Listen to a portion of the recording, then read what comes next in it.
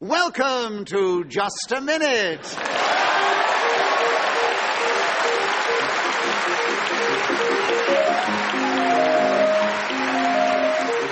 Thank you. Hello, my name is Nicholas Parsons, and as the minute waltz fades away, once more it is my pleasure to welcome our many listeners throughout the world, and also to welcome to the show four exciting and dynamic players of the game. We welcome back somebody who's been playing the game for many years now, the ever-inventive Clement Freud. We have two lovely, humorous players of the game, the ubiquitous Tony Hawks and the delightful Linda Smith, and somebody who's only played the game once before, but he was so successful we couldn't wait to ask him back, and that is Ross Noble. And would you please welcome all four of them?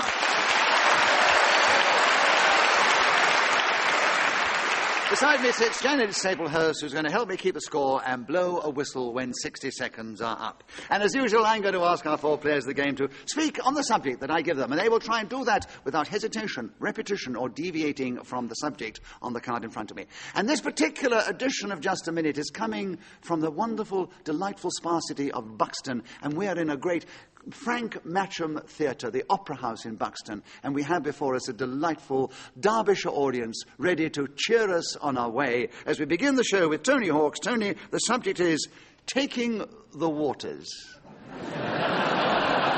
Wonder why they've chosen that for starters. Talk on the subject if you can, Tony. 60 seconds, starting now. I've always been extremely keen on taking the waters, be it Perrier, Badois, Evian, Highland Spring, or, of course, the best of the lot, Buxton. Yes, you may have thought for a moment I wasn't going to mention it, but of course, I'm a sycophant and I was going to... Clement Freud challenge.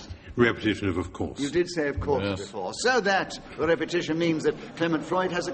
Don't groan now. We're not going to have partisanship from the start, are we? Maybe we are.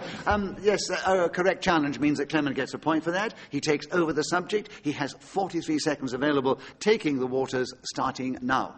If you live in Buxton, you do take the waters, unlike the rest of us in London, Birmingham, Manchester, Plymouth, Exeter, Torquay, or wherever, who have to pay for the water. £2.50 a bottle, 85 pence for a small glass, and it's give money, waiters. Linda, you challenged. Possibly a slight hesitation. I think there was a hesitation, enough to be interpreted within the rules of the game. And say, Linda, you have a correct challenge, and you have a point for that, and you take over taking the waters, and there are 23 seconds available, starting now. Taking the waters is meant to be very beneficial to your health, but I don't know how you can ascertain this unless the Romans had a placebo bath, where people just splashed around in a bit of old Radox, or Fenjal, or Bardida. Clement Freud challenge. Repetition of all. Oh. Clement, did you stab the mayor earlier or something? You didn't win many friends with that challenge, Clement, but it is correct. So you have another point, and you have the subject taking the waters, and there are 7 seconds available, starting now. The French are very worried about their livers, what they call the foie, and Carter's little pills.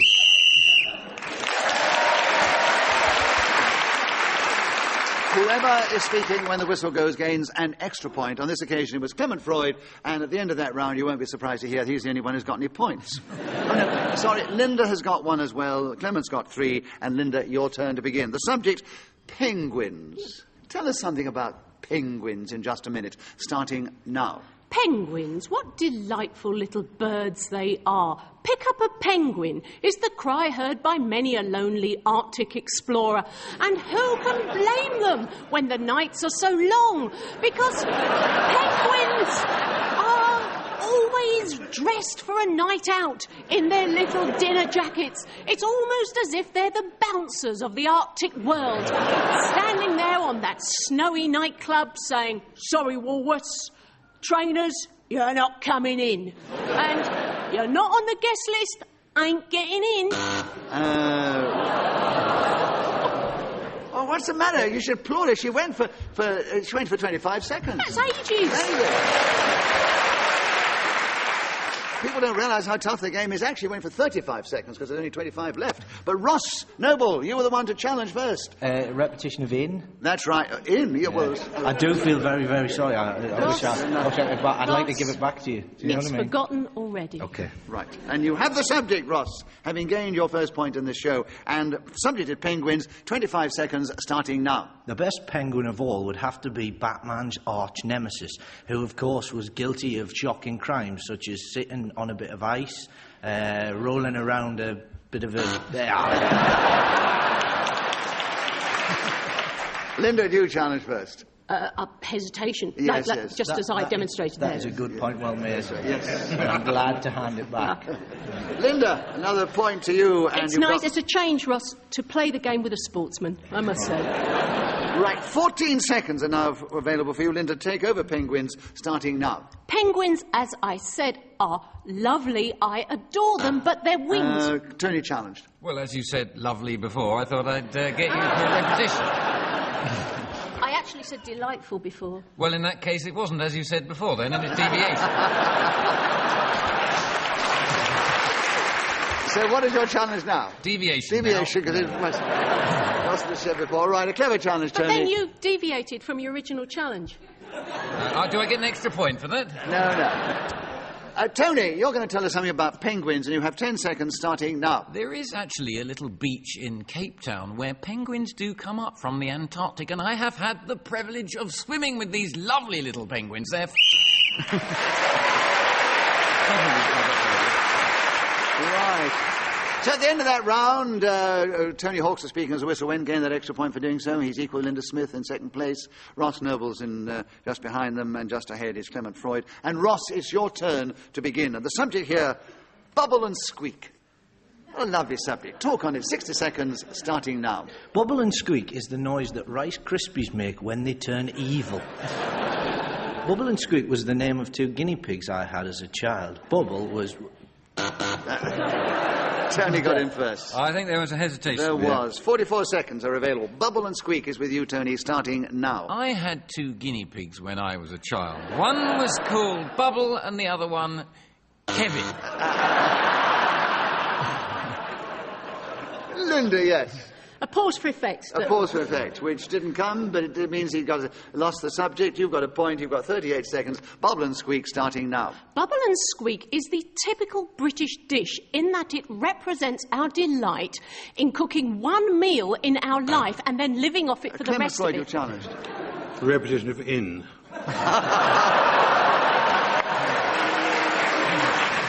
Oh, you started something, Ross, here. I don't know. But it was correct, Clement. So you have the subject and you have 30 seconds. Bubble and Squeak starting now. Bubble and squeak is a quite delicious vegetable, usually a sort of use... Tony, challenge. Isn't it two vegetables? Vegetables. I thought you said is. Well, according to my hearing, you did say vegetable one, singular, and it is two veggies, isn't it? It's Vegetables, which is why I said vegetables. Well, in that case, No, you you said shouldn't say vegetable. is with Well, is Clement, vegetables. in my opinion, you said vegetable. On the left, they're ganging up as a team here. I thought you said vegetable in the singular, and of course it's usually cabbage and potatoes, isn't it? Which is two. No, what is it then? Oh, well, all right, you tell us when you get the subject back again. But, Tony, you have the subject, Bubble and Squeak, 25 seconds starting now. As a teenager, I had 3 hamsters. Bubble, Squeak, and Norman. Clement challenged. Norma. Norman, it was a Norman. male. How can you sex a hamster? By staying in a lot and not having many friends. Bubble and Squeak is still with you, Tony. 18 seconds. Starting now. I enjoy collecting 2 vegetables together and making Bubble and Squeak of an evening. Sometimes I'll invite people round to enjoy the pleasures that I... Ross, challenge. He said before he sat in alone. He did say that, but I'm sure some nights he might be alone, but he doesn't always alone. I mean, we know he's quite a gregarious chap. So 7 seconds still with you on Bubble and Squeak, Tony, starting now. A lot of people might be imagining that I've run out of things to say about Bubble and Squeak, but... Ross has challenged. I was imagining. Yes. exactly my point. Good point, yes. But I think, actually, as Ross has challenged 5 times on this subject, and he hasn't got it yet, out of kindness, I agree. We should give it to him. So you've got Bubble and Squeak now, Ross, and you've got 3 seconds starting now. Bubble and Squeak is a good way of getting rid of old vegetables.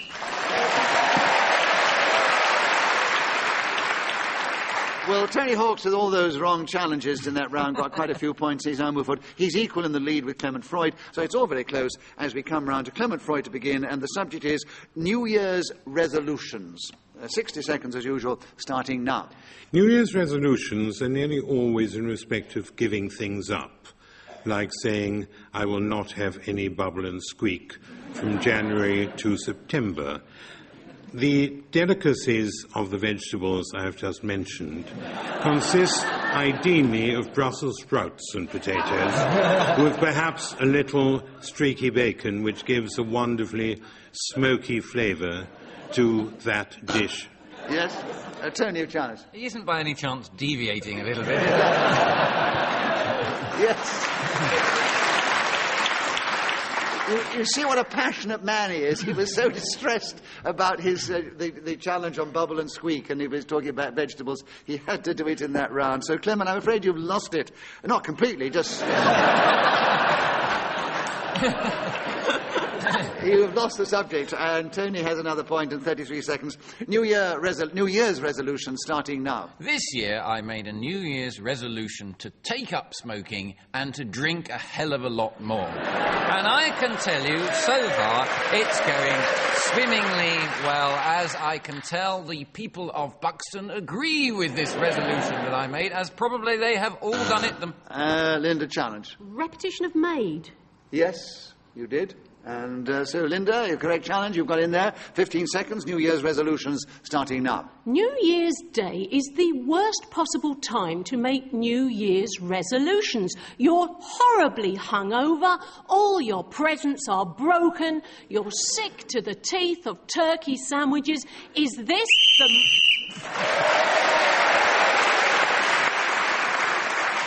Linda, what a sad festive season you seem to have. But it did keep you going to the whistle. Gain that extra point for doing so. You move forward now into second place, equal with Clement Freud, 1 behind Tony Hawks and just 1 ahead of Ross Noble. And Tony, your turn to begin. What I would do with £1 million.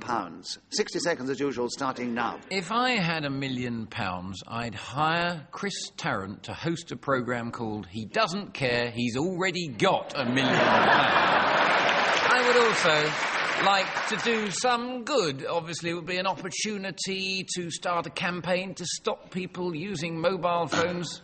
Ross. Was that a repetition of stop? No, I don't think you did. No, I don't think so. No. Tony, incorrect challenge, 39 seconds. What I would do with £1 million, starting now. I could also employ Roy... Linda challenged. Deviation. I could also...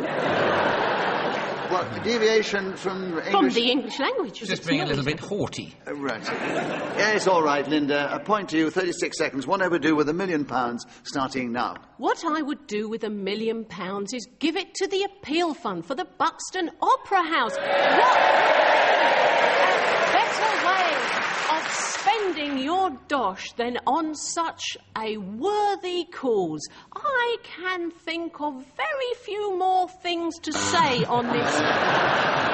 Ross, your challenge. That was just nonsense, wasn't it? Yes.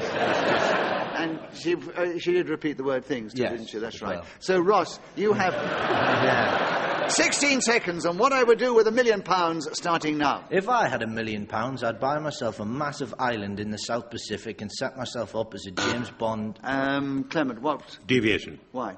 Massive islands cost much more than £1 million. No way could you get a massive island. I'm afraid that is, I think that must be a correct challenge, yes? If you'd said a small flat in Islington...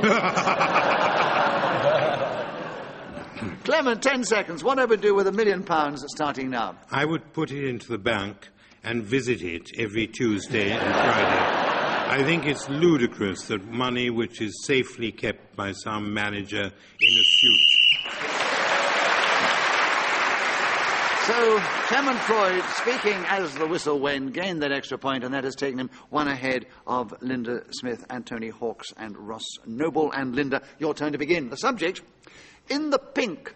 Tell us something about in the pink in this game, starting now. In the pink is an expression that means to be rosy and radiating glowingness, which is marvellous in a human being, but not so clever in a nuclear power station. If people say, "Oh, doesn't Sellafield look in the pink today?" you tend to run for the hills as quickly as you can before your hands just turn into great big lobster claws, and you develop 3 legs and any number of eyes and arms that just stick out everywhere, not where they're supposed to be at all, but just willy-nilly. And that's not a good thing. But being in the pink, if you are a person, for example, Tony here, who has obviously holidayed rather well and is giving off a warm kind of cerise tone to his... Tony, you challenged. How dare you?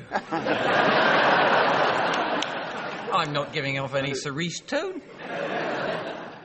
They were calling you Cerise Tony Yeah. as you walked in. Okay. What about... What's your challenge, then? repetition of just? Yes, that's Quite a true. lot earlier, and I let Quite it a lot go. earlier. You let it go, right. Yeah. Well, that's generous, because we weren't enjoying and Thank you. her struggle, actually, with this. She did repeat the word just, you're quite right, and you've got in with 11 seconds to go, in the pink, starting now. Linda is right, I am in the pink, and I am always in that. Clement challenged. Repetition of I am. True. Yeah, true, yes. Yeah, so close Clement, you've got together. in with 8 seconds on in the pink, starting now. A very good Jermyn Street shirt maker is called Thomas Pink, and being in the pink simply signifies...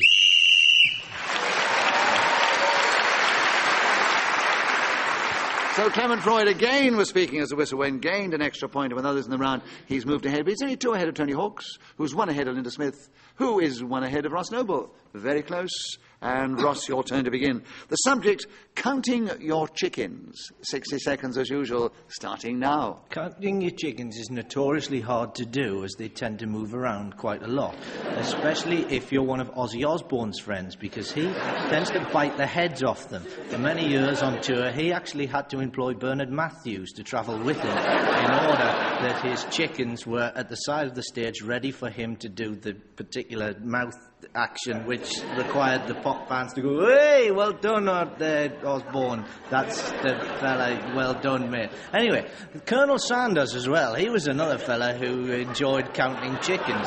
The reason for this is because he wasn't actually a military gentleman, no. He would stand all the poultry in front of him and make them call out their numbers. 1, 2, 3, 4, 5, 6, 7, 8, 9, 10, 11, 12, 13, 14,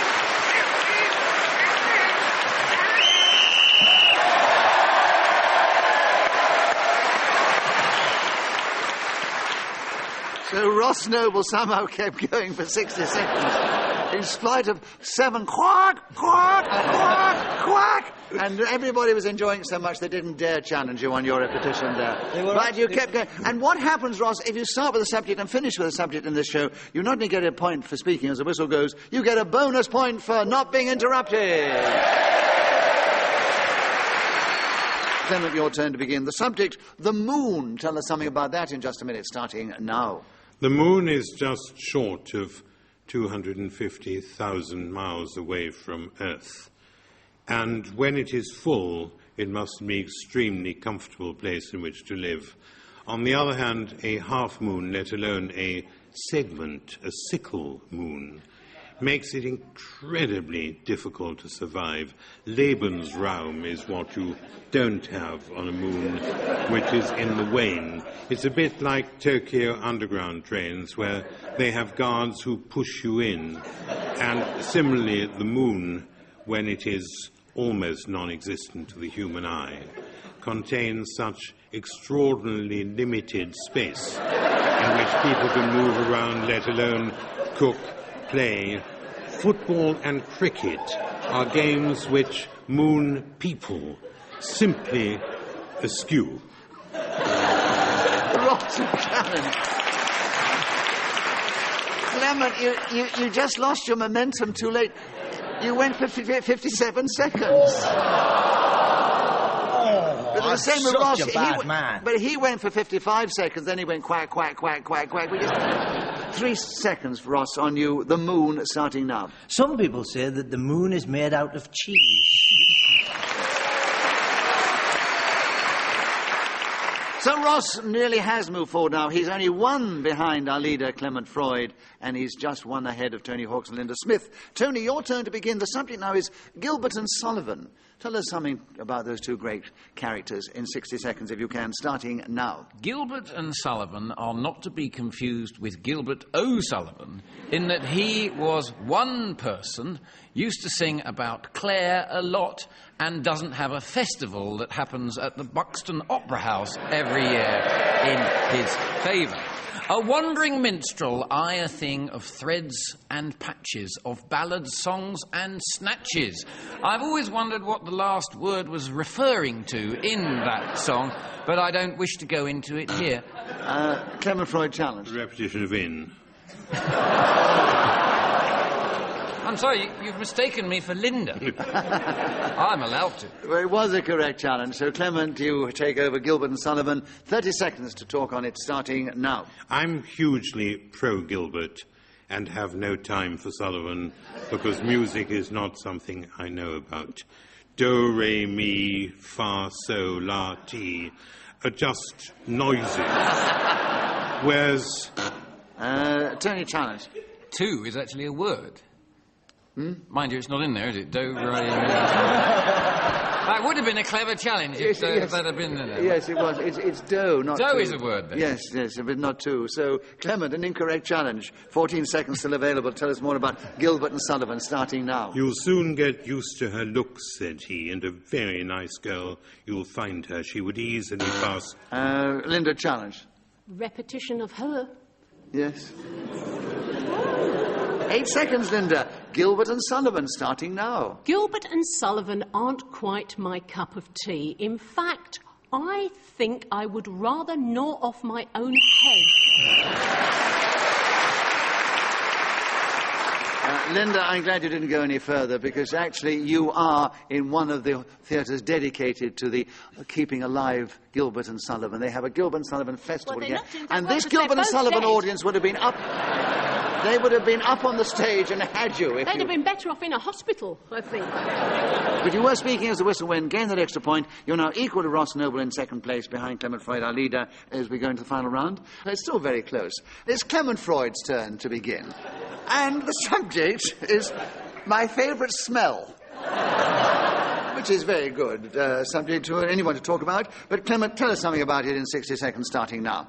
My least favourite smell is garlic. Ross challenge. Well, that was deviation, Yes, wasn't it was my favourite smell. There he goes, my least favourite smell. Can you justify, Clement? You're shaking your head? No, you can't. I'm sorry. I think he is kicking me under the table. I know. I think if you start straight off with my least favourite smell, when the subject is my favourite smell, we definitely say that's hesitation. So if you were going to make a comparison, you should start off with the subject on the card. Ross, 58 seconds starting now. My favourite smell is garlic. Oh, yes. There's nothing better than that French herb or spice, whichever it happens to be. Clement Freud challenge. Not French. What nationality are you associated with, Clement? We always associate with the French. They No, do. we don't. So what is your challenge, then? It's not a French herb or spice.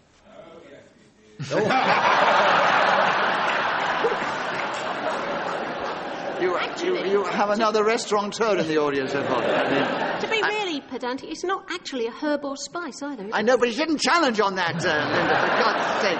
Listen, it's not necessarily a French one, but the French use it a lot. Ross, you carry on with my favourite smell. 53 seconds starting now. My favourite smell has got to be the smell of Clement Freud getting closer and closer. Tony Hawks, you challenged. But it's not, it's garlic.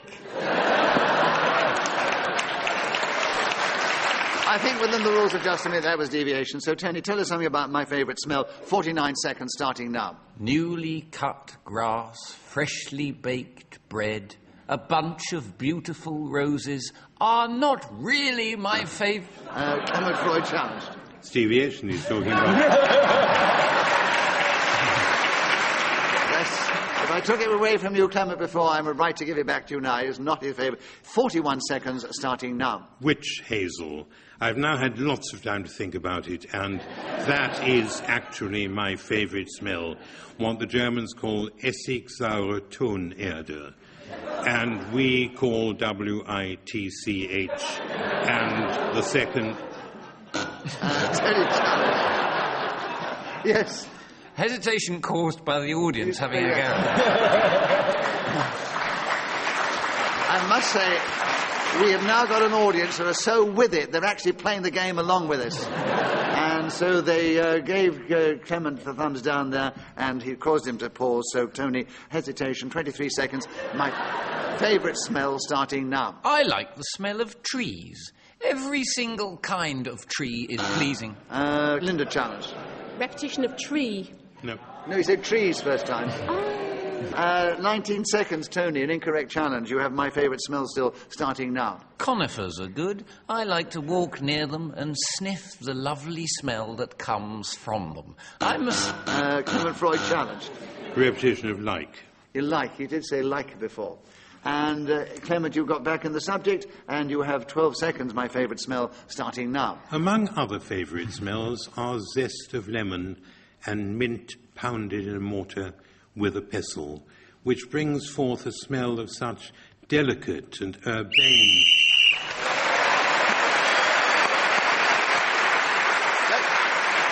Clement Freud speaking as the whistle went, gained that extra point, and he just jumped ahead there. It was very, very close. Linda Smith, coming from her previous triumphs, finished just in fourth place, but only 1 point behind Tony Hawkes. And for his previous triumphs, he finished 3 points behind Ross Noble, who's only played the game once before. He did very well. But inching ahead on all those smells was Clement Freud, 2 ahead of Ross Noble. So this week we say, Clement Freud, you are our winner. Thank you very much indeed. It only remains for me to thank our 4 delightful players of the game, Ross Noble, Clement Freud, Linda Smith and Tony Hawkes. I think Janet Staplehurst for keeping the score so helpfully for me and blowing her whistle with such vigour. And also we're indebted to our producer-director, Claire Jones, who tries to keep us in order most of the time. And also we are deeply indebted to the creator of this game, who was Ian Messiter. And we have tremendous affection for this audience here in the Opera House at Buxton Spa, who've cheered us on our way magnificently. Thank you from them, from the panel, and from the Nicholas Parsons. Goodbye. Tune in the next time we play. Just a minute. Until then, goodbye.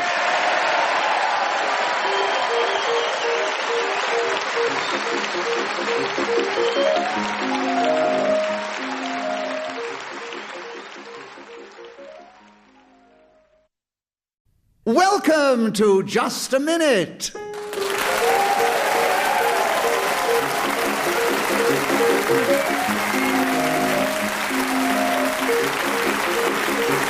Thank you. Hello, my name is Nicholas Parsons, and as the minute waltz fades away, once more it is my pleasure to welcome our many listeners, not only in this country, but throughout the world, but also to welcome onto the show this week 4 exciting and individual and clever performers of this game. We're thrilled to have back the unique humour of Paul Merton, the outrageous humour of Graham Norton, the stylish humour of Sue Perkins, and the sophisticated humour of Clement Freud. Please welcome all 4 of them. As usual, I am going to ask them to speak, if they can, on a subject that I will give them, and they will try and do that without hesitation, repetition, or deviating from the subject. Beside me sits Janet Staplehurst, who's going to help me keep the score. She'll blow a whistle when the 60 seconds are up. And this particular edition of Just a Minute is coming from the Radio Theatre in the heart of Broadcasting House, in the very heart of the West Wand area of the great metropolis of London. And in front of us we have a great metropolitan audience, ready to cheer us on our way as we begin the show today with Paul Merton. Paul, the subject is how to win friends and influence people. Talk on that subject if you can. 60 seconds starting now. When I was growing up, I was a quite shy boy, but I found that if I could make the other kids at school laugh, they tended to like me a bit more. And I think you'll find that a lot of people who went into the world of show business and or entertainment came from a similar type of background. There's something paradoxical about the performer who is actually so timid. And Clement Freud is challenged. 2 actuallys. Yes, there were. Was there? Yes. In this show? In this show. And during that last few seconds. Really? So Paul, Clement, a correct challenge. So you get a point for that, of course. You take over the subject. There are 40 seconds available. How to win friends and influence people, starting now. I think currently the very best way of winning friends and influencing people is to award them a bank holiday. And one which is... Sue Perkins, you challenge. Hesitation. It was a hesitation, Sue. A correct challenge, a point to you and the subject. And there are 26 seconds available. How to win friends and influence people, starting now. The last friend I won was in a tombola at a school fete in 1974. It was strange and unexpected, and he turned out to be a gentleman called Nigel, who spent the subsequent years following me around from pillar to post. And although I find him an affable and agreeable man, I somehow wish he wouldn't climb into bed with him at the end of the evening. He was, after all, a raffle prize, and therefore does not necessarily deserve a position by my bedstead. Whoever is speaking when the whistle goes gains an extra point on this occasion. It was Sue Perkins. And Sue, you won't be surprised to hear, has got a commanding lead at the end of that round. In fact, she has 3 points. Clement Freud has 1. Graham Norton and Paul have yet to score. But Sue, we'd like you to take the next round because the subject is school days. I'm sure you've got something to say about them. 60 seconds, starting now.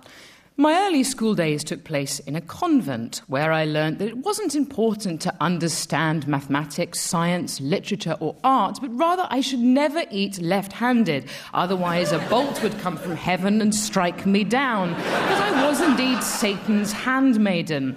As I progressed, the school days seemed to me to be nothing more than a series of detentions where I would spend time in a small beige room writing the line, "Repetition is a pointless exercise," 1,000 times. As I grew older, I discovered that more pain at school was to be found in the gymnasium, which acted like a sports Darwinian version of survival of the fittest. I was equipped with... Paul challenge. Well, it's very harsh, but there was a sort of hesitation. There was a hesitation there. I mean, she kept going for... I know. Excuse me, who's running this game? I'll take on row at a time. It was a little hesitation. So, Paul, a correct challenge. You have the subject, you have a point, you have 19 seconds, and the subject is school days starting now. Well, like Sue, I was taught by nuns. I presume that's the people that were actually teaching her at the convent, and I found some of them quite nice. So I was about to swear. I know. It gets you like that. I sensed that and I buzzed.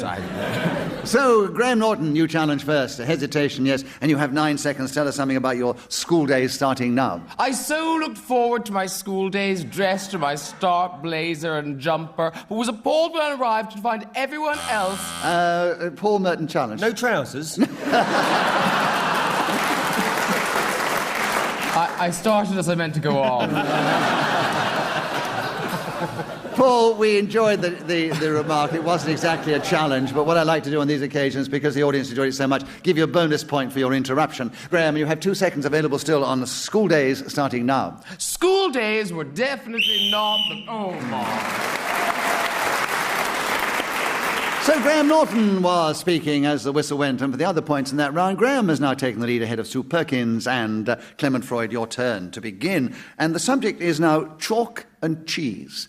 Tell us something about chalk and cheese in just a minute, starting now. Chalk is made of limestone, whereas cheese is coagulated compressed milk curds. And if you really can't tell one from the other, try using gorgonzola on a blackboard to write the Lord's Prayer, and you're going to discover extraordinary differences between the two. Edam, gorgonzola, gouda, dolcinata, cheddar, Cheshire. I could go on for a very long time. Paul Merton So challenged. when you said you could go on for a very long time, I automatically buzzed. So There's only so you were many challenged cheeses up within on the the rules of just a minute. Well, it was an There was a little there, yes, in between. We spotted Yeah, that. it was. Yes, It was a cheese. So, Paul, a pause, 24 seconds. Tell us something about chalk and cheese starting now. 24 seconds to talk about chalk and cheese is barely enough.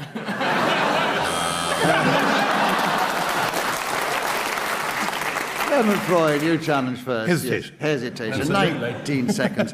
Back with you, chalk and cheese, Clement, starting now. Brest bleu is a sort of chalk I would particularly recommend to my listeners. Nothing is nicer than wrapped in silver paper, oozing cream with bits of green mould. Graham Norton challenge. Oh, deviation from sense. That sounds vile. The thing's gone off. Throw it away, Sir Clement. I think it was deviation in the sense that he's now concentrating on cheese and not on chalk I was and going cheese. back to chalk. Oh, yeah, that's what I meant as well. Yes. Yeah. And so I think we give you the benefit of the doubt, Graham, and you have 3 seconds. You tell us something about chalk and cheese starting now. I well remember Mrs. Hegarty in the domestic science class giving us... So Graham Norton was again speaking as the whistle went, coming in just before that very cleverly, and got another point for that and others. So he's now in a stronger lead at the end of the round. And Graham, it's also your turn to begin. I'm in the lead. You're in the I lead. have never once been in the lead in this game, ever. Graham, you And have... I will be... No, don't! No, stop! No! Don't patronise me.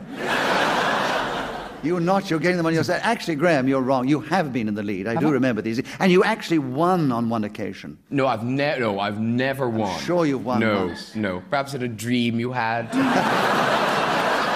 But you saw me in a waking vision. You might be psychic, Nicholas. It might be this show. It might be this show. You never know. You might have done something spooky. I must say. When Graham looks at you like that and says, it must have been in a dream you had about me, oh dear me. Graham, the subject is seals. Tell us something about seals in just a minute, starting now. It strikes me that seals truly are party animals. There must be a huge glitter ball roving around the Antarctic because I'm always reading about clubbing seals. They must be up all night in their little outfits. Oh no, someone's buzzed. Oh, son. Paul, you challenged. Well, there was the repetition of the phrase, they must be. They must be. They were quite right. Yes, I was so carried away with this picture of these seals all clubbing together. It wasn't you going have anywhere. won them over. You have got them with you, Graham. Paul, a correct challenge. 43 seconds. You tell us something about seals starting now. I've got 2 seals at home. They make marvellous pets, chalk and cheese. And what I do is I get a rubber ball, they bounce it from one nose to the other, and what fun they are. I feed them every 5 o'clock. Clement Freud challenge. Deviation. Why? Sense. You can't feed them every 5 o'clock. Well, what is a 5 o'clock to at least 2 times a day, so that's when I feed them. You're I get up in the morning and feed presumably them as well. challenging on the fact that it's They're a my deviation. seals. I can feed them when I like. But I think you're challenging on the fact that it's a deviation from grammar as we understand it. So it's a difficult decision, but I'll give you the benefit of the doubt, Clement, but I will try and find a way to address it later, Paul. So... Well, I've got to be fair, otherwise I get massacred outside afterwards. The 32 seconds, Clement, on seals, starting now. SEALS is an acronym for Stop East Anglians Lassoing Snails. It's a fairly small company set in Wickham Market, or actually Campsie Ash, which is quite close on the A12. And you can join by sending a postal order for £4. Paul challenge. Let me get this right. Clement challenged me last time because I wasn't talking sense. The deviation from grammar, but you can have him deviation from common sense. Yes, I don't believe it exists, and therefore I give you the benefit of the doubt on this occasion, Paul. You have another point, you have 10 seconds, you have seals starting now. Well, the acronym is actually Scottish Eagles Always Lick Salmon, which is an extraordinary event which happens every August. Next time... Clement challenged. I don't believe it exists. hoisted on your own petard, I'm afraid. So, Clement, you have it back another point, and your 3 seconds. Seals starting now. Blubber is hugely important.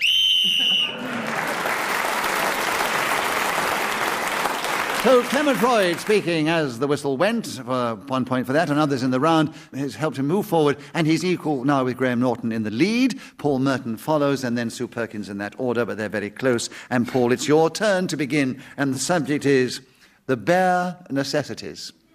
Tell us something about the bare necessities, starting now. The last film that Walt Disney worked on was The Jungle Book, which I think was released in 1967, and he died shortly after that. And one of the great songs in the film, which is performed by Phil Harris in the character of Baloo the Bear, is The Bare Necessities. I think now if we all mentally sort of go through the words, I'll just leave a little gap for you to recall those marvellous, beautiful tunes that were conjured up in all those wonderful... not Walt Disney...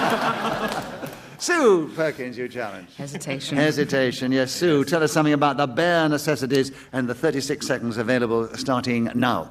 The Bare Necessities, of course, was a slightly more riskier option for Walt Disney. Originally, the Bible Belt right-wingers of the Deep South in America had wanted the clothed necessities, but sadly artistic integrity pulled through, and thus we have the shiny example of nudity that we see in the film today. I don't remember much about the enterprise itself. Clement challenge. Hesitation. There was an there, I'm sorry, Sue. So, Clement, you have 16 seconds. You take over the bare necessities starting now. I think beluga, soured cream, whipped eggs, yolks particularly. Sue challenged. I don't remember them being bare necessities, but maybe I'm wrong. No, even if they are in his... Say deviation. Even in his world, even if they are bare necessities, he had not established the fact early enough that they were. So What would you have with beluga caviar? Well, you hadn't established that they were bare necessities. Ah. And maybe in your world they are bare necessities. But to the most humble people like ourselves, they're not bare necessities. They're luxuries that we can often do without. That's why I was going on about the onion and the cream, Yes. the eggs, And I think, in case you didn't want the caviar. But you hadn't got there in time, so Sue's challenge was correct. And you have deviation, Sue, 10 seconds and a point, of course. Bare necessities starting now. The Jungle... And Paul challenge. Gap. Yes, a gap, I'm afraid. I was drawing breath. I know. That's a mistake in this game.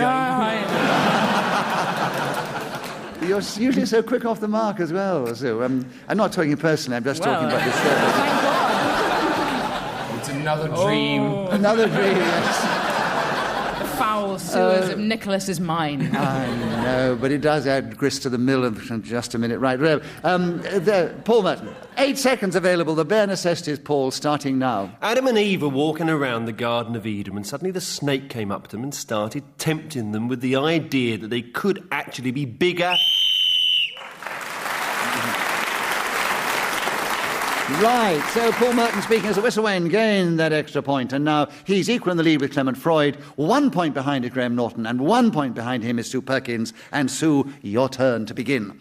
Crawling. There are 60 seconds available, and you start now. There are many phases of crawling. Firstly, as a child, when you're on your hands and knees, demanding things from your parents, bumping into pieces of furniture, and then you learn to stand up and realise that your name is synonymous with being blamed for everything. Then the next phase of crawling is you're 18 years old and... Graham Norton challenge. Well, I might be very wrong, though. What? Could you be? Because I need the you ever points. be Oh, there, right. Did you say phase more than once? I think she did say phase before. The first phase, Oh, the right. second phase. Well, I'm right, actually. Yeah, right. You said phase, right? I said phase You just twice. kept saying it. Graham, 42 seconds. So magical. 42 of them. 42 seconds. Crawling with you, Graham, starting now. Crawling is something I usually do late at night to get home. I have crawled into some fabulous establishments over the years. The Balmoral Hotel in Edinburgh has seen me crawling up its marble steps, where I met the concierge, a French word meaning man in a coat who opens the door. I let him, and in I crawled, smelling quite badly of fish and chips, with a small swarm of of flies following me across the lobby to the lift. I crawled in and... Clement Freud challenge. Repetition of crawled. Yes, the word is crawling on the card, and you said crawled twice. It's a pity, because we loved it. Yes, Clement, you have 6 seconds, and you have crawling starting now. I think of all the young, handsome, virile people I know, Nicholas Parsons has got to be.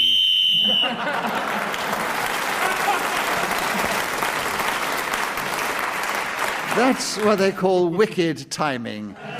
He paced it out for 6 seconds. You'll never know what he was going to say. Was it one of those rare Freud compliments, or was it one of those regular put-downs? We'll never know. But Clement, you got to... What? I was crawling. Oh, you were crawling to the chairman, right. So, Clement, you don't need to, because you've got another point for speaking as the whistle went, and others in the round. You've increased your lead ahead of Graham Norton and Paul Merton and Sue Perkins. And Graham, it's actually your turn to begin, and the subject is thank you letters. Will you tell us something about thank you letters in this game starting now? Often of a morning I will awake and think to myself, thank you letters, because they are marvellous, aren't they? How else could you find out where the residence parking is without the R, the E, the S, the I, the D, the... I'm not quite sure I know how to spell that word. Why, I look like a bit of a fool. Letters are super things. Clement Freud challenge. Repetition of letters. Letters is on the thing. Thank you letters. Ah. Yes, I'm sorry.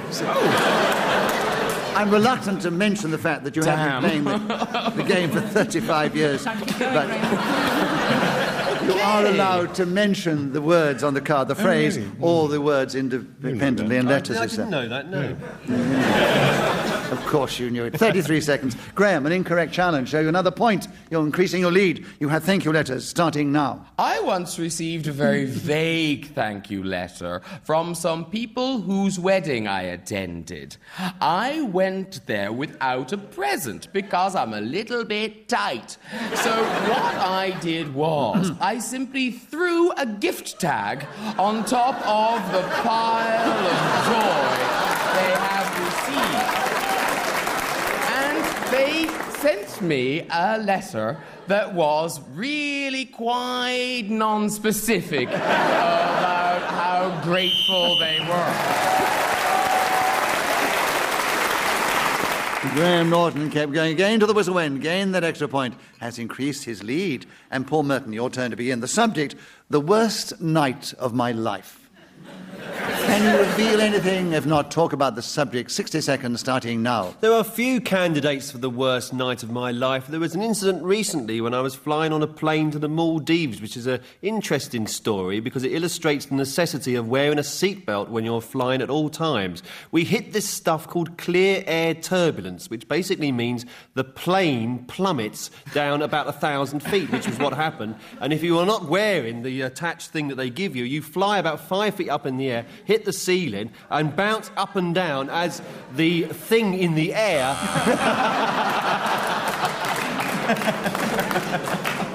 Repetition of thing. The thing, yeah. Because you had the thing round your waist and the thing in the... Oh, you were struggling so well, getting out of it so well, and then you repeat the thing. Oh, bad luck. So you went for 30 seconds, and Clements got in with the 30 seconds available. The worst night of my life starting now. The concept of Her Majesty in the throning room at Buckingham Palace, placing a sword on your shoulder and stating, "You are the worst night of my life," is one that nobody who has been honoured should take lightly, because it is the most appalling insult. There are so many nights. Theatrical... Sue Perkins challenge. Repetition of night? Let's see. No, night is on the card. Did you say nights twice? No. Clement, you didn't say it. 6 seconds. The worst night of my life starting now. Was Tuesday the 14th of September 1949 from 6 p.m. Clement Freud speaking as a whistle went, gained an extra point, and others in the round. He's moved forward. He's one behind Graham Norton, and then Paul Merton and Sue Perkins follow in that order. And Sue, your turn to begin. And the subject now is put-downs, starting now. A comedian working in a nightclub will often face hecklers who tend to be a large group of estate agents for whom this is the only night out in the year. They will proceed to consume approximately 47 gallons of cheap cider each and then attack the person who has the good sense to be on stage. A lot of comics tend to respond with what is known as put-downs. These usually range from "I remember when I first had my pint of first..." That's why I don't do the clubs. Paul Merton challenge. So a hesitation. Yeah, we call that hesitation. Paul, you have 30 seconds. Tell us something about put-downs starting now. I once saw a book that was advertised in the back of the stage, 101 fantastic heckler put-downs, and I looked through them, and they were all awful, apart from one. If you are being heckled by a bald man, you can say to him, "Excuse me, sir, are you without hair, or is your neck blowing bubble gum?" That's the only one that was actually any good. It's the only one that was any good. Clement, Freud, you challenged. Repetition. Of what? I have to know whether it was the right one or not. You might come up with I've forgotten. When I buzzed, I remembered. Yeah. That's a new element to the game, isn't it? It's a new element. Lots of short-term memory. Yes. We could be here for weeks. Paul, you have another point, and you have 9 seconds starting now. Perhaps the greatest put-down that was ever issued by anybody in a public arena happened on the night that I was there, in fact, to see it, and I don't know what I'm talking about. Paul Merton, speaking as a whistleblower, gained an extra point. He's moved forward, but he's still in third place, just ahead of Sue Perkins. And Clement, it's your turn to begin. The subject is my favourite room. Tell us something about my favourite room in this game, starting now. My favourite room, without any doubt, is my wine cellar. Rows upon rows.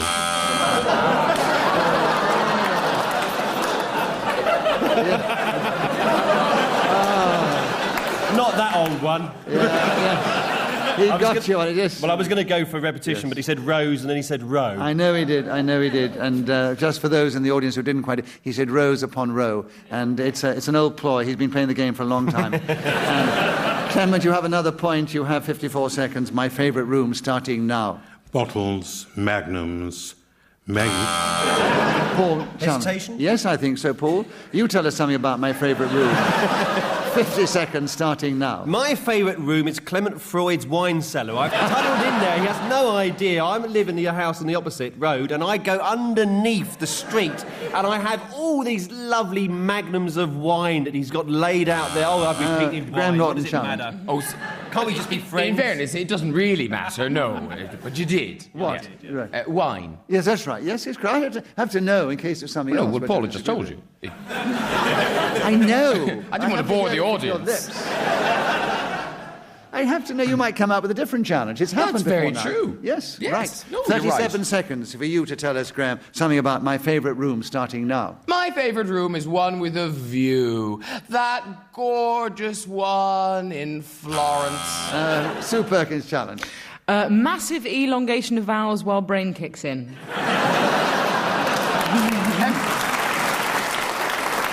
That's not a challenge. That's just a commentary. That's what was going on. That is a perfect description, and Yes. I will say yes, but if you elongate any more, then I would have to interpret that as hesitation. But I didn't think you elongated quite enough for hesitation. Is that like a written warning now? Stop elongating, Graham. That's a yellow card instead of a red. Right. So you have 30 seconds. My favourite room, still with you, Graham, with another point, of course, starting now. Curse Helena Bonham Carter's hair. I couldn't see a thing out of that window in the room. Clement challenge. Deviation. What? He didn't elongate at all. So he didn't elongate, so he wasn't deviating. You tried for a clever challenge, but it didn't really work, and it's not strictly within the rules of Just a Minute. So, Graham, you have another point. Great. And you have 25 seconds, my favourite room, starting now. My favourite room in the whole world is my new bathroom. Oh, it's gorgeous. It's tiled throughout in a sort of terracotta thing that sadly is porous, which means water will go through it. I have been parted from my money. Paul Merton challenge. You said 6 seconds! That was about a minute. There's 6 seconds left. I had 26 before. Oh, wait.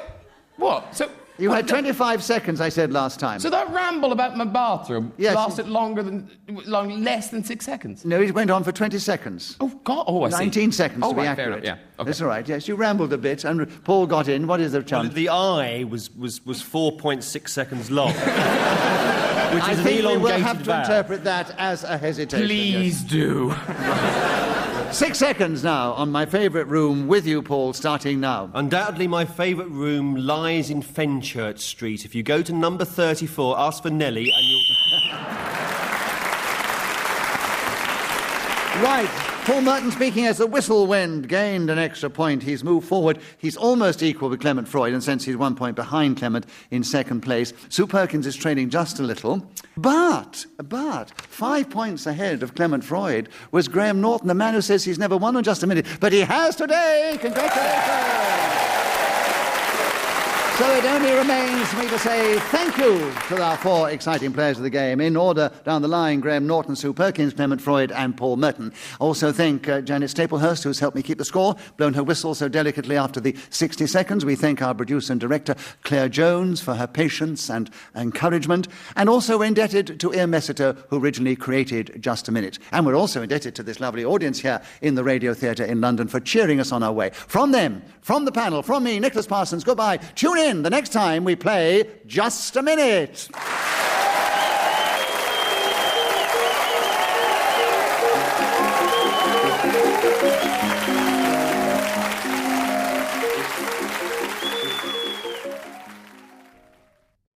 Welcome to Just a Minute.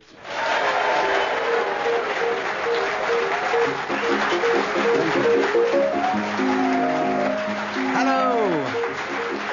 My name is Nicholas Parsons, and as the minute waltz fades away, once more it is my pleasure to welcome our many listeners, not only in this country, but throughout the world, but also to welcome the 4 exciting performers who this week are going to play Just a Minute. And we welcome 4 of the most talented and outstanding and humorous performers we have in our country, and they are Paul Merton, Julian Clary, Kate Hesketh-Harvey, and Linda Smith. And as usual, I'm going to ask them to speak on a subject that I give them, and they will try and do that without hesitation, repetition, or deviating from that subject. Beside me sits Janet Staplehurst, who's going to help me keep the score, and she'll blow a whistle when the 60 seconds are up. And this particular edition of Just a Minute is coming from the Arts Centre in King's Lynn, and we have a wonderful, passionate King's Lynn audience in front of us who are ready to cheer us on our way. As we start the show with Paul Merton. Paul, the subject is a close shave. Tell us something about that in this game, starting now. A wet shave is so much closer than an electric one. There is a shop in Jermyn Street in London that specialises in shaving gentlemen with beards, or indeed without hair on their cheek. It doesn't particularly matter. If you do have some sort of hirsute growth, then you do get your money's worth, I feel, rather than going in completely clean-shaven and asking for them to have another go at you. I was in there recently, and what a joy it is to be pampered and...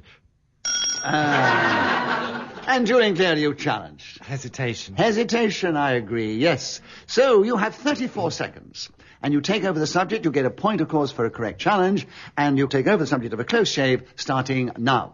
The closest shave I've ever had was while I was driving down a motorway. I was on tour at the time, and I happened by chance to have a rampantly homosexual driver. We would pass the time by leering at lorry drivers. And on one occasion, we were busy looking to our left at someone gorgeous in a great big truck. And we failed to notice that the traffic ahead had stopped. Well, I very nearly went to meet my maker, I can tell you. It was awful, but I survived, which is why I'm here in King's Lynn. And other close shaves that I've enjoyed involve a bit. Whoever is speaking when the whistle goes gains an extra point. On this occasion, it was Julian Clary. So at the end of that round, he's got 2 points. In fact, he's the only one who's got any points at all. And we move on to the next round. And Julian, we'd like you to start the second round because it's fan letters, and we'd love to hear from you on that subject. And you have 60 seconds, as usual, starting now. Generally speaking, fan letters are delightful. There's a woman called Reenie, somewhere in Dorset. Hello, if you're listening. She writes to me on a regular basis. Paul Merton challenge. I have a confession to make. That's me.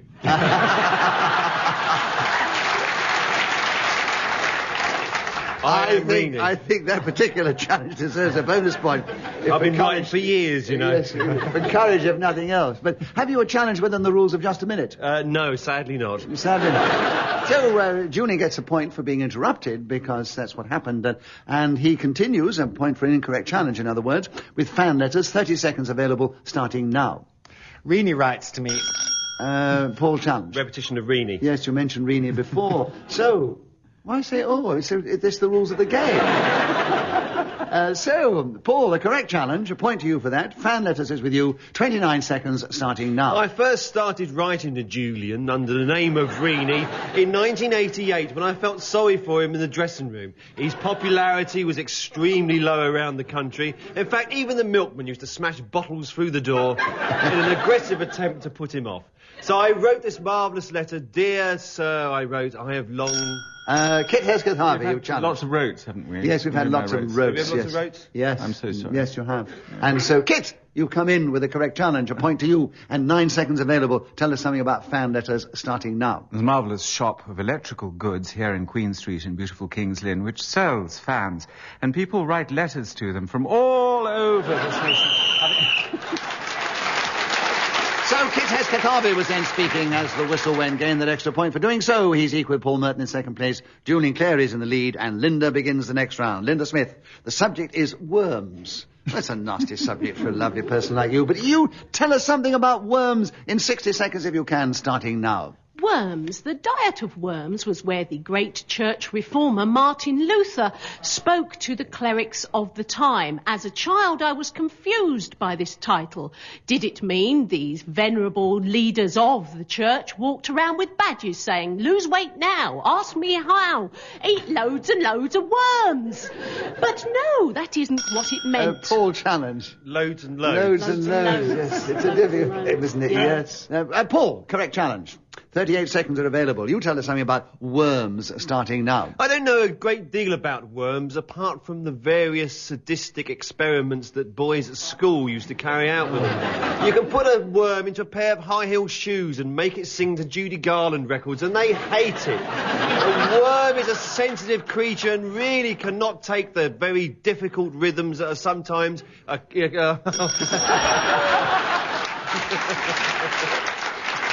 You went on a flight of fantasy there which completely tied you up. But it was lovely.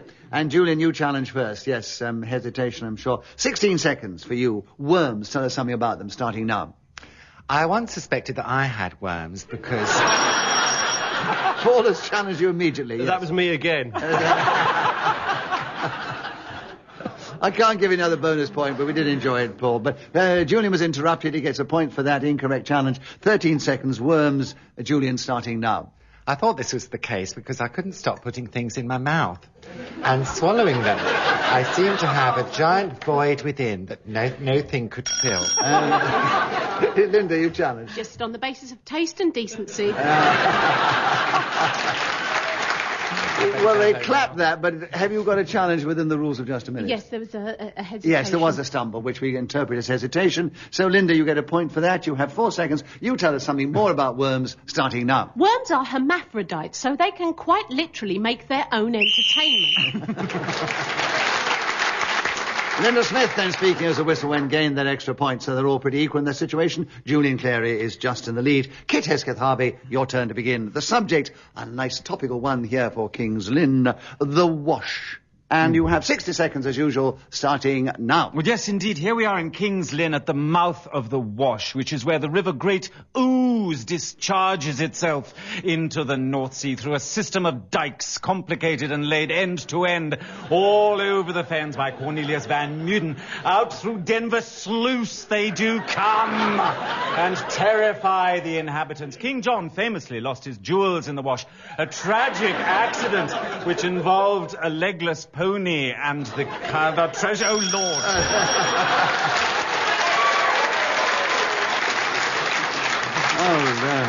I think you brought back personal memories to some of them out there, Kit. But Linda, you challenge first. Yes, hesitation. Hesitation. And yes. you have 31 seconds. You tell us something about the wash starting now. The wash. I'm a little alarmed to find that I have 31 seconds in which to explain all that I know about the wash, because I suspect I could do it in rather less time than that.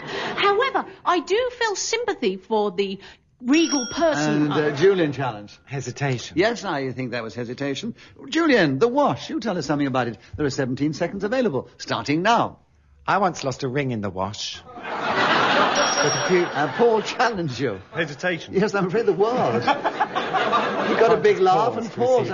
It's very difficult in this show. You get a laugh, you have to sort of ride it and ignore it because... I beg your pardon? It is a professional expression called riding the laugh. Paul, a correct challenge, 14 seconds. Tell us something about the wash starting now. Well, like all rituals, one has to take one's time. Oh, sugar lump. Sugar lump, yes. Kids. I thought it was going to be one, but it wasn't. It was one and ones. Yeah. One and ones, and I'm a yes. fool. No. All that happens, he was interrupted, he gets another point. They're lovely for him. Yes, yeah. they're lovely for him. 11 seconds, still with you, Paul, on the wash starting now. Pour the water into the sink via the hot tap and the cold, but then you... Linda, you challenged. Well, it was a lovely moment, Paul, but it was, in fact, technically hesitation. It was, within the rules of justice, it was definitely hesitation. Yeah. Right. So, Linda, 6 seconds. You tell us more about the wash starting now. The Wash sounds like a Hollywood blockbuster film set in Norwich, where the whole of East Anglia is complete. Linda was again speaking as the whistle went and gained that extra point for doing so. She's now equal with Paul Merton in second place. 1 point behind Julian Clary. Kit Hesketh-Harvey trails a little. Paul, your turn to begin. The subject is chewing gum. 60 seconds as usual, starting now. Chewing gum. It's very good for the teeth. After you've eaten a meal, you chew away at some gum. Julian, challenge.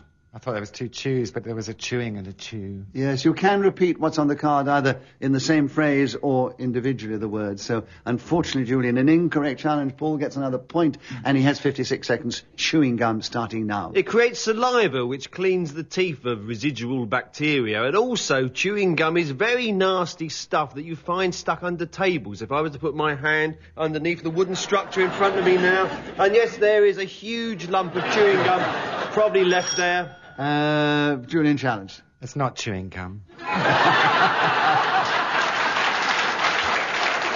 As you're sitting next to Paul, are you going to tell us what it is or not? No. It's got a spearmint taste, doesn't it? Are you going to give us a challenge within the rules of just a minute? No. Well, you've got a bonus point because the audience enjoyed your challenge so much. But Paul was interrupted, so he gets another point. And he continues with chewing gum for 39 seconds, starting now. In the capital city of London, of the country that we now reside in, apart from those people obviously are in India and China, I'm referring to the place where I'm speaking from, they spend millions of pounds every year removing chewing gum from public statues. There's one particular woman, Reenie her name is, she sticks chewing gum at the top of Nelson's column. It's a hell of a drop for her to go all the way up there and then she comes back down again, but... Julian, challenge. This is a kind of deviation because it's not a drop for her. Nelson's column would be, it's an upward thing to go up Nelson's column. It's not a drop. But then she comes down again. When she's up there, she can drop. She can't keep going. Well, it's not what you said. I think that... Paul, it's not I think actually if she was to drop down, I think she'd do herself a fatal injury. The idea, I think she'd have to climb down. So I think it's a fairly legitimate challenge, actually, Julian. And also, Nicholas... Have you ever tried dropping off Nelson's column? Yes, what do you say, Linda? I think not only is it a legitimate challenge, it wouldn't just be a drop for her, it'd be a drop for any of us, really, wouldn't it, coming down there? Not just Reenie. Why single Reenie out? The wisdom that falls from your lips on occasions, Linda, is absolutely incredible. Julian, you have the benefit of the doubt, and you have 14 seconds, and you have chewing gum starting now. And Paul is challenged. Hesitation, I'm afraid.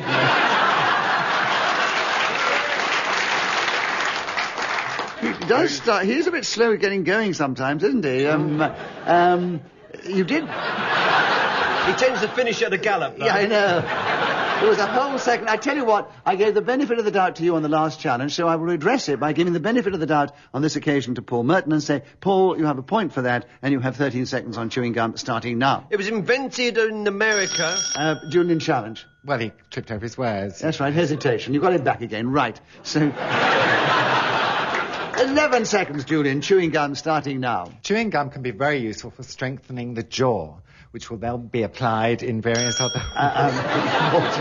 Well, he slipped over his I know, words he had some chewing gum in his mouth, Yeah. I think. He really... Yeah. But 5 seconds, another point to you, Paul. Chewing gum starting now. Captain Wrigley, having spent 35 years at sea, suddenly came up with a wonderful invention. It was called... Well...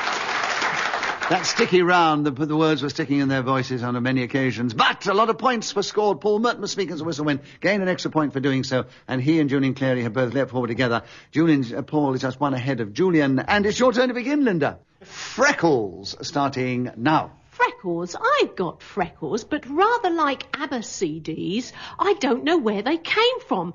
I sometimes like to join together all my freckles with a pen, and it builds a beautiful picture of a little kitten in a basket playing with a ball of wool. It really is quite diverting. I suggest that other people with that pale, rather Celtic mien to their skin should try a similar kind of entertainment, because it will while away the long winter hours here in King's Lynn, and I dare say winter hours do not get much longer. I'm sure you were clapping the passion that was on Linda's face as she struggled to get on freckles. But, Paul, you challenge first. It's a repetition of winter hours. Yeah, that's right, yes. 25 seconds now with you, Paul. Having got another point, of course. Freckles starting now. If you go to Ireland, you find that the people there are covered in nothing but freckles. Well, there's clothes, obviously, as well. But you see their faces are very extremely... Julian challenge. Hesitation. Yes, there was, Julian. And you have 16 seconds. Freckles starting now. Must be a bit of a curse, really, having freckles. And can you imagine being ginger to boot? I think it's God's little trick. Something to make more attractive people feel better about themselves. And it's just too bad if you're ginger with...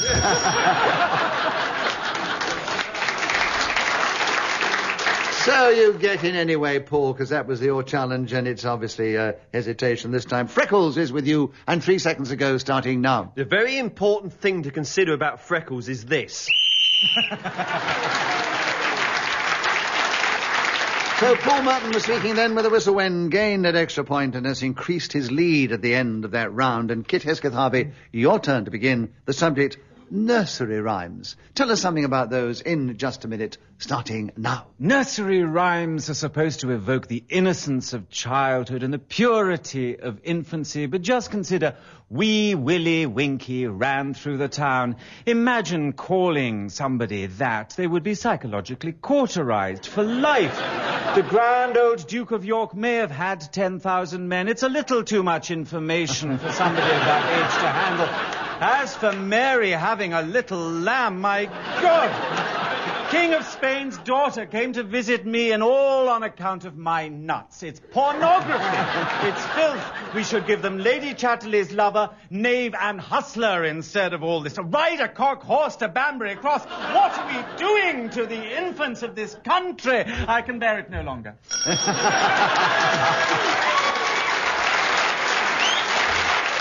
Wow.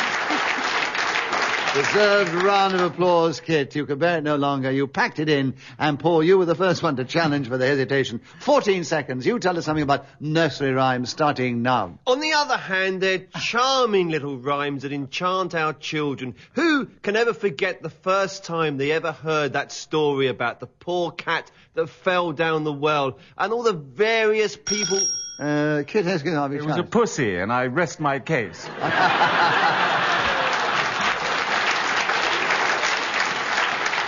I'm glad you rested your case after that remark. There's a bonus point to Kit. And Paul gets a point for being interrupted. And he still has a subject. And he has 1 second available. Nursery rhymes starting now. Little Jack Horner sat in the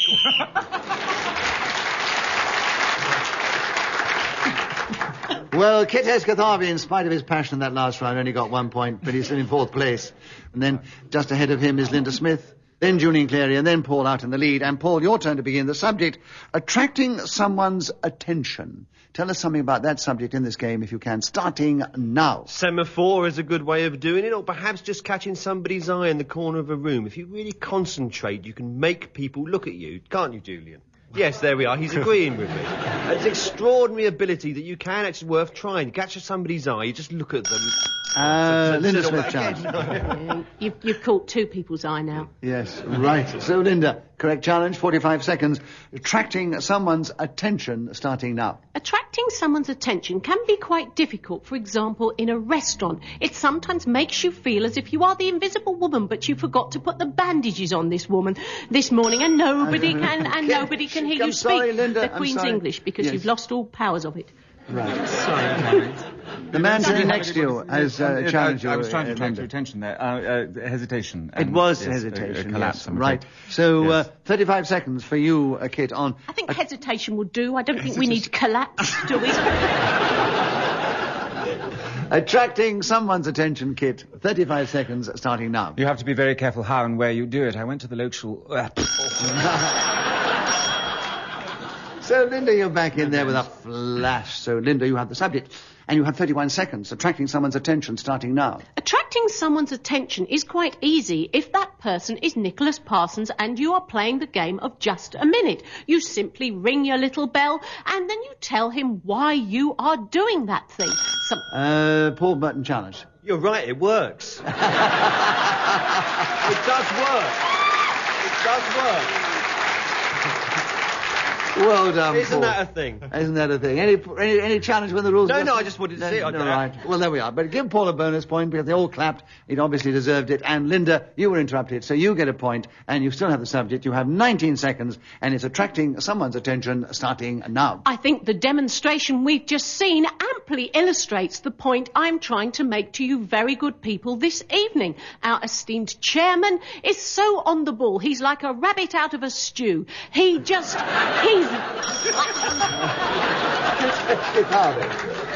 Hesitation, I'm afraid. Hesitate? Well, after that last remark, I'm not surprised. Yes, yes, rabbit out of a stew. Seems as if I've been cooked. Right, here we are. 4 seconds, Kit. Attracting someone's attention starting now. The auction room's at Snettisham, where I bought an eel keep, a muck spreader, and a ferret. Kit Hesketh-Harvey spoke as a whistle went, gained that extra point. He's now equal with Julian, Clary and Linda Smith, all in second place, trailing Paul Merton. And Julian, your turn to begin. The subject, my worst phobia. Tell us something about that in this game, starting now. I have a whole range of phobias to choose from, but what I would describe as the worst one is maroon cars. I won't get into one. I won't even cross the road in front of one. And I don't know why this is. I put it down to the maroon school uniform that I had to wear. Linda, challenge. Two maroons. Two maroons. Yes, I'm sorry. You marooned by your own colour there. 46 seconds, Linda. My worst phobia starting now. My worst phobia are golf courses. I really dislike them. They are so ugly and they encourage people who should stay indoors to go outside. For example, publicans in vast Pringle sweaters straining over their huge beer guts and estate agents who witter on, usually in quite annoying nasal voices, about a marvellous deal they clinched this morning. And the actual layout of these dreadful things is so ugly, like those gardens that are full of conifers and heather. Very unstylish. People say, oh, it's a walk in the countryside. It's not. It's nature tidied up, which is a terrible idea. I put them in the same category as bungalows, which to me are high-rise coffins, rather than actual...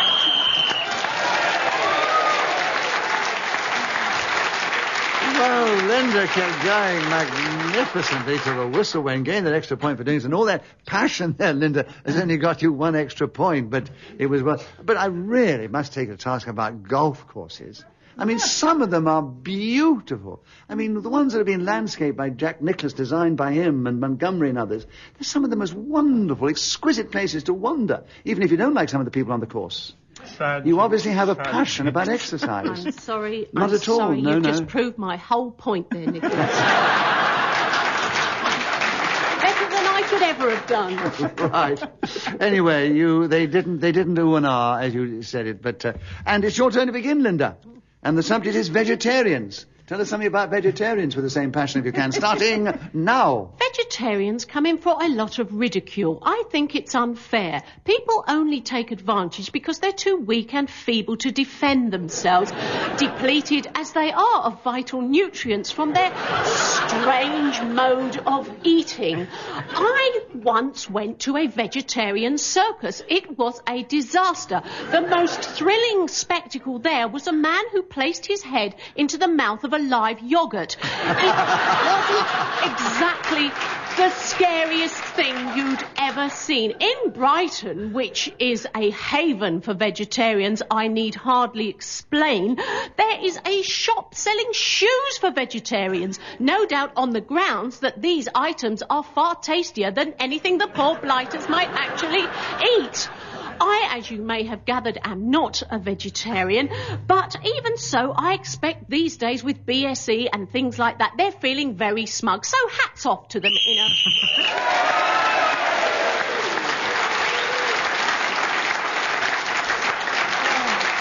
And hats off to Linda Smith, who started with the subject, kept going without any interruption or any hesitation, repetition or deviation till the final whistle. And somebody hasn't done that for quite a long time in just a minute. She's never done it before, she's just shyly confessed. Don't think you've ever done it. It's been done before one. once or twice. Yes. Here's to the cherry pot. It's great. Here's to the cherry pot. And what happens on that occasion is that she not only gets a point for speaking when the whistle went, she gains a bonus point for not being interrupted. So you're 2 magnificent points.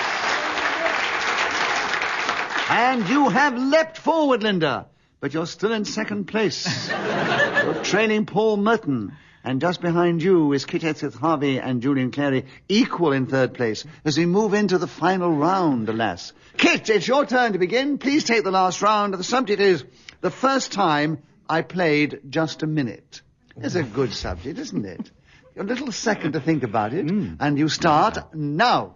Looking at the motley crew in front of you, you may think that people just stumble into this program. It is not the case at all. There's a bizarre, arcane initiation ritual through which you have to go. One is invited to Nicholas Parsons' Cotswold mansion, beneath which is a specially constructed rubber playpen. You are greeted by Linda Smith, dressed as a Swedish prison wardress, who severely jangles her chatelaine and leads you through to meet Julian Clary, wearing nothing but a big smile and a bottle of Mazola oil. Then you confront upon his throne Paul Merton in a bowler skin jockstrap, suggestively stroking a rather good-looking black-faced Jacob's sheep.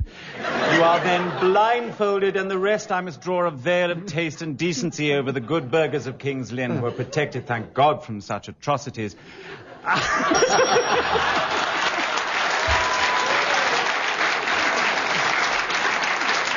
And nobody had you for deviation. My God, I won't be able to lift up my head in the Cotswolds. I know. I know, but Paul, you actually challenged. Yes, it was a hesitation. There was a hesitation, yes. We enjoyed it, yes. And Paul, with 7 seconds ago, you've got in on the subject of the first time I played Just a Minute. Tell us something about it, starting now. The very first time I played Just a Minute was in the year 1988, and I was very pleased to be doing the programme because I'd listened to it as a boy.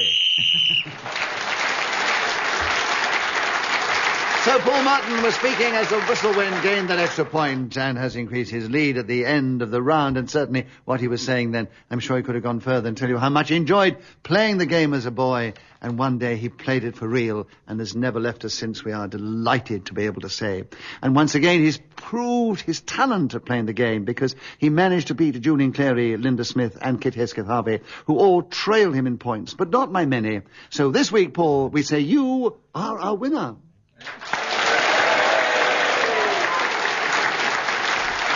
It only remains for me to say thank you to these 4 wonderful players of the game. Paul Merton, Julian Clary, Kit Hesketh-Harvey and Linda Smith. Also thank Janet Staplehurst for helping with the score and also blowing her whistle so delicately after 60 seconds on every occasion. We are grateful to Ian Messiter, indebted to him for having created this game which we enjoy playing. And also we thank our producer, Claire Jones, who keeps us in order whenever she possibly can. And also to this lovely audience here who've shown passion here at the Arts Centre in King's Lynn as they've cheered us on our way. Thank you to our audience. Thank thank you to the panel, and from me and from them, Nicholas Parsons, goodbye. Tune in next time we play Just a Minute.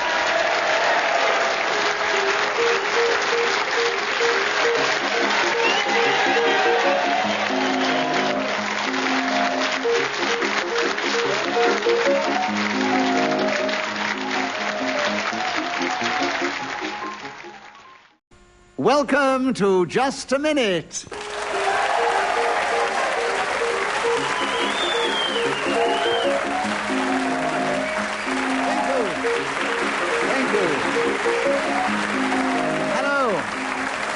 My name is Nicholas Parsons, and as the minute waltz fades away, once more it is my infinite pleasure to welcome our listeners, wherever they are throughout the world, and of course, particularly in Great Britain, and also to welcome onto the panel 4 exciting, talented, excellent performers of this particular game. We welcome back with great pleasure Paul Merton, Graham Norton, Sue Perkins, Clement Freud, who are going to show their verbal dexterity and intellectual ingenuity as they try and speak for just a minute on a subject that I give them, and doing that without hesitation, repetition, or deviation.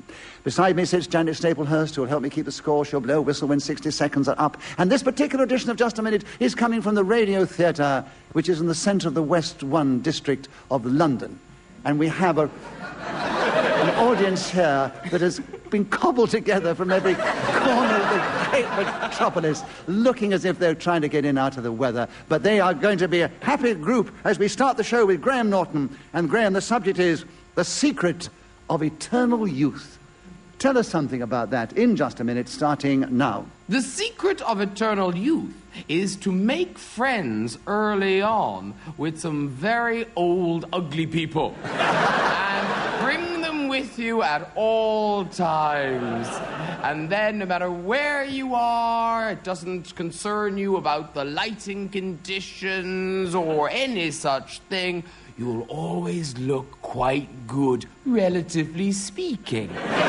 This explains why some people in EastEnders fancy Phil Mitchell. Because in life, I can't really see it myself.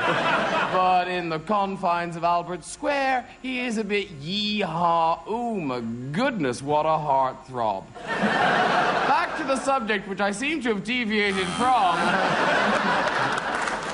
Sue Perkins, challenging. Yes, I think he admitted his own error, Sue. Deviation from the subject of The Secret of Eternal Youth. And so you have a point for a correct challenge. Sue, you take over the subject. You have 11 seconds to tell us something about The Secret of Eternal Youth, starting now. The secret of eternal youth is to try and never die. This can now be done by sending yourself to space, where atmospheric conditions mean you don't get as many wrinkles. Whoever is speaking when the whistle goes gains an extra point. On this occasion, it was Sue Perkins who had another point in that round. In fact, at the end of the first round, she's the only one to have any points at all. And Clement Freud, will you take the next round? And the subject is Baker Street. Tell us something about Baker Street in just a minute, starting now. In the early 1930s, G.K. Chesterton wrote a letter to the manager of Baker Street Underground Station. Dear Sir, he wrote, although Saturdays occur with regular monotony, they always seem to take you by surprise. Baker Street is a thoroughfare of which I'm very fond, all the way from the Lost Property Office at one end to a dress shop called Robel, which a maiden aunt of mine ran before the war, at the other. The Abbey Building Society, where Sherlock Holmes was recruited. Paul... This is sort of deviation. It's the Abbey National Building Society. It's the Abbey National, yes. Not the Abbey Building Society. Yes, and I don't think Sherlock Holmes was when it was the Abbey National Building Society. It wasn't then called the Abbey National. I know, but... It was the Abbey Building. Everyone. There you go, just thought I'd say that, because you're talking about him like you really... I've seen him on television. Deviation. And 22 seconds, Paul. Tell us something about Baker Street, starting now. 2-2, oh, I can't. Yes, you were trying to say 2-2-1 Baker Street, weren't you? You Sherlock I was trying Holmes to say that, yes. Yes. Clement, you challenge first. Right, a repetition, 20 seconds. You have Baker Street back with you, starting now. Baker Street goes from north to south, and to its west and east you find Wimpole, Welbeck, Harley, Great Portland, Titchfield, Gloucester Place. Are you doing the knowledge? Yeah, but he ran out of streets, and you got in with 6 seconds to go, Paul. Baker Street starting now. Sherlock Holmes, Moriarty, Dr. Watson. What do those names conjure up? Clement Freud challenge. Not Baker Street. Yeah. Sherlock Holmes? Sherlock Holmes, I'm afraid in my mind it definitely conjures up Baker Street. Everybody... The Abbey Building Society. No, I definitely associate those names with 221B Baker Street, where he was his residence, and therefore, Paul, you have a point for being interrupted, and you have half a second on Baker Street, starting now. Sir Arthur Conan Doyle. But Paul Merton, speaking as a whistle went, and with other points in that round, has moved forward. He moved from nowhere to being in the lead ahead of Sue Perkins. Clement Freud has a point. Graham Norton has yet to score, and Sue, it's your turn to begin. What? It doesn't matter. You haven't got any points yet. Well, you've spoken, but you haven't got any points yet. This is just a minute. You know, people can speak for ages, never get any points. I know I have. Sue, Perkins, will you take the next round? My best friend is the subject. Tell us something about that in this game, starting now. My best friend in all the world is Fidel Castro. We first met at school, where he was some 35 years above me. I was always attracted by his big, bushy moustache, and whereas I went on to present a fairly mediocre daytime programme, Yes, the Paul, memories of which have addled my brain. Hesitation, yes. 46 seconds. My best friend with you, Paul, starting now. My best friend has changed over the years. When I was about 9 years old, my best friend was definitely somebody I went to school with, but then later on it became somebody else. Isn't it odd? I wonder if we do keep our best friends throughout our life, or whether they do actually change, so you say... Graham Norton challenge. Was there now a repetition of change? Possibly. No. No, there wasn't. They're moving towards me. He did repeat something else, which I won't say, because otherwise someone will challenge for it. He repeated another thing, though. There was something else. No, it's too late now. He didn't repeat that. He repeated something else, but if I say it, you'll challenge for that. No, wait. It was, what were you talking about again? So, an incorrect challenge. Yeah, I can't. Paul, 29 seconds, my best friend, starting now. I've recently started... Clement challenge. Repetition of somebody. That was the way You did say somebody twice. Clement, you were listening, and which is a very good thing to do in just a minute, actually. You have 28 seconds. Tell us something about my best friend, starting now. People who talk about their best friends invariably mean dogs, canines, four-legged animals with damp mouths and wet skins and hair that leaves its mark on the carpet. I've never had that sort of best friend because mine have only two, a left and a right pedant, coming from their hips. Paul, you challenge. No, it's something's gone wrong there. A right and a left pedant coming from... Yeah, I don't know what's gone there. It's pick a word, any word there. Any word. You were the first in there, yes. Deviation from sense, really, I suppose. And 5 seconds for you, Paul. Tell us something about my best friend, starting now. My best friend is somebody I'd like to name now on the radio. Paul, Clement challenge. Repetition of somebody. Oh, yes, you've got to listen in this game, haven't you? Clement, a correct challenge. 3 seconds, my best friend, starting now. My best friend went to Cuba for his holiday. So Clement Freud, speaking as a whistle, went gained that extra point. Other points in the round. He's moved forward. He's ahead of Sue Perkins. Paul Merton in the lead. And Graham Norton is trailing a little. And Paul... Would you like to take the next round? The subject is a bouquet of barbed wire. Tell us something about that subject in this game, starting now. Well, it was a television series in the 1970s that was particularly raunchy, I seem to remember. Frank Finlay starred in it. I believe the scripts were written by somebody called A.F. Newman. It was definitely a woman, anyway. I remember that much. And there was... Graham Norton challenge. Oh, repetition of remember. Yes, you remember too much. Did I? Yes. So, Graham, you've got in with 48 seconds, a lot of time. and you've got a bouquet of barbed wire starting now. Imagine the wedding where the brave bridesmaids stand in a row thinking, ooh, I might catch it, and next time it'll be me. Little do they know their horrible friend has chosen a bouquet of barbed wire. Suddenly, they're hideously scarred and will never marry. Their ugly dresses are in tatters, where the bouquet has hit them quite hard across the hip as they struggle in a big heap. Yes, Sue, what's your challenge? Hesitation. Yes, hesitation. A collapse, I think. Sue, a bouquet of barbed wire is the subject. It's with you. There are 17 seconds available, and you start now. And as the bouquet of barbed wire hits the bridesmaids in the face, the slashing and ripping of flesh, the blood tearing off their beautiful tear-stained faces, they think, why? As their voices move. Poor challenge. Elongated vowels. I was just acting, but Yes, I know you were acting. Catching. You were acting beautifully, yes, but you're getting it, Graham Norton, because the vowel sounds are catching. And I think we'll interpret that as hesitation. So, Paul, you've got him with 5 seconds on a bouquet of barbed wire, starting now. It is an extraordinary phrase, isn't it, where we take two disparate elements and put them together to actually... Paul Merton speaking again as the whistle went, and the other points in that round he has increased his lead. Graham Norton, your turn to begin. The subject, yoga. Can you tell us something about yoga? If you can, start now. Yoga is an ancient form of relaxation using the age-old traditional method of boredom. Yes, people sit cross-legged in a room, nodding off, thinking, oh my God, I've spent £40 for this session, and all I've done is think about the ring around the bath that I didn't get to clean this morning. I'm not relaxing at all, apart from falling asleep. It often involves wearing lycra, which, let's face it, is a mistake for many people.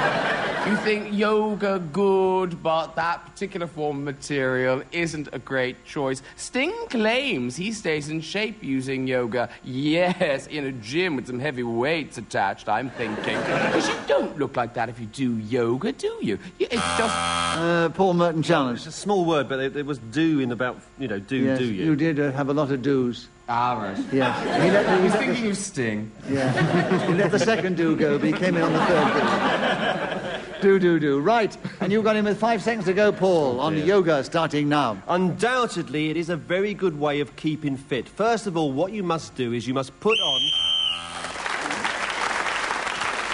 So, Paul Merton Gain speaking as the whistle went. Gain, the extra point, has increased his lead. And Sue, your turn to begin. The subject, the tube. You have 60 seconds, starting now. I love foreign visitors on the tube, dressed in all their gaudy colours of the rainbow and mandatory rucksacks, which mean they can't sit upright, but instead assume a very strange 45-degree angle position on the seats, which is good because they're particularly uncomfortable. They ask me directions. Where is Buckingham Palace? I like to say, get on the Circle Line and keep going round until it stops. Gleefully walk off into the sunset. When tube bosses got together to work out how they were going to establish the network, they discovered the amount of people who might be travelling, and then... Clement, for a challenge. The repetition of people. Yes, you did mention people before, Sue. And so, Clement, you've got in with the correct challenge. 25 seconds, the tube starting now. I like the Bakerloo line best. It is so much more attractive and comfortable than is District, Piccadilly, Jubilee, Central, whereas the London Docks Light Railway, which now... Graham Norton challenge. I don't think there is a Docks Light Railway.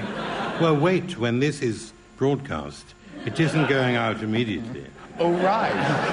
So they're building a... He's a powerful man, Sir Clement, isn't he? In order to get a point, he's going to leave this studio, ring someone, and go, build it now. Okay, how much it costs?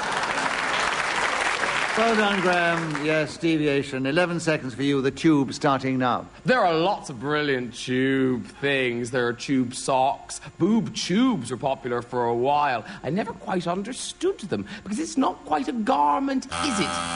Paul Merton challenge. Deviation from the tube, isn't it? We're talking about socks now. No, but you have tube socks. He talked Tube about socks. He talked about tube socks. Oh, did he? Yes. I must have nodded off. Yeah, massively.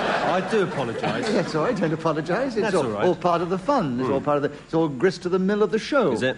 Graham, it was an incorrect challenge. You have another point, and you'll be delighted to know you only have half a second to tell us more about the tube starting now. The central line is by far the... So Graham Norton, speaking as a whistle, went gained that extra point, but the other points in that round came from absolutely nowhere to be in fourth place. I'm sorry, Graham. Whence he came, so he returned.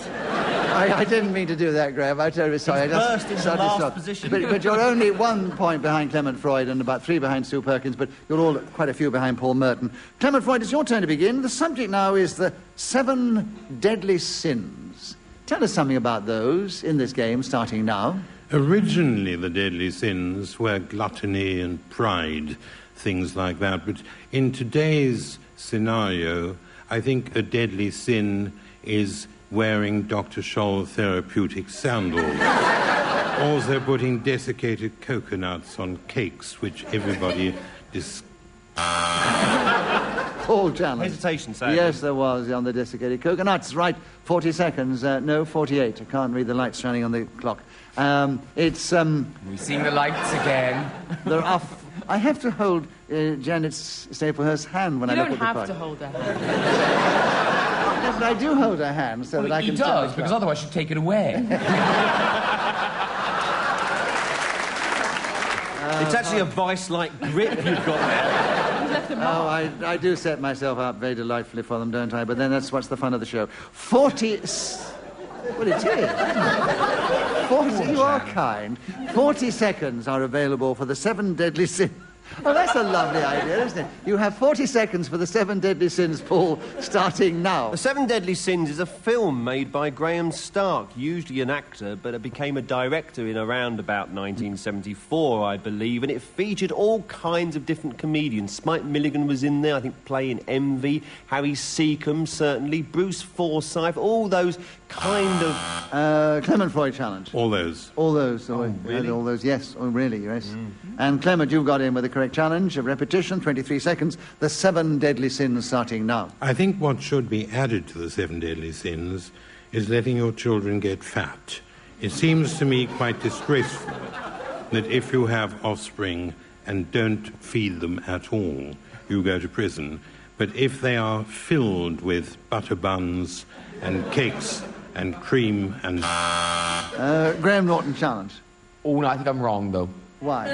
I am on to cake. You're wrong. It was cake and now it's cakes. It's cake, yes. Butter bun's the second Can I time. ask what a butter bun is?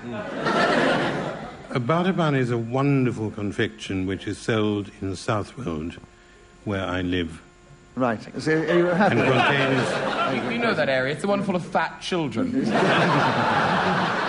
Scarcely cross the street. Right, and the sin you're referring to is, of course, gluttony, but you still have the subject with 2 seconds to go, starting now. I think giving people garlic without warning them. Clement Freud, speaking as the whistle went, has moved forward into second place, just ahead of Sue Perkins and Graham Norton. Paul Merton is still in a strong lead, and Sue, your turn to begin. The subject, a good egg. Tell us something about a good egg in just a minute, starting now. A good egg is an aristocratic term for an old man who sits in a battered brown leather armchair, who possesses extremely right-wing views and is a member usually of a gentleman's-only club. Day in, he'll spend puffing on his cigar and pontificating about matters about which he has no idea. Usually he'll describe himself as an old liberal, which is a blanket term. Graham Norton challenge. Were they 2 olds? Yes, there was 2 olds there. I'm just asking. No, you... I'll accept the challenge. All right. You're correct. 38 seconds, Graham. A good egg, starting now. A good egg was Humpty Dumpty. Sadly, he wasn't a very good acrobat or climber. Heights were not his friend. A good egg though he was, he sat atop the wall.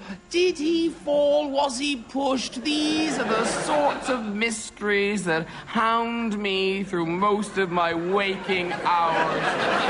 All the kings... Martin, you challenged. Well, he's getting suicidal. I know. I've learned from Humpty's example. Right, so what is your challenge when the rules of testament? No, he was elongating rather a lot, but I don't think he got to the stage where I call it hesitation. But try, sharpen it up a bit, otherwise I might have to give it against you.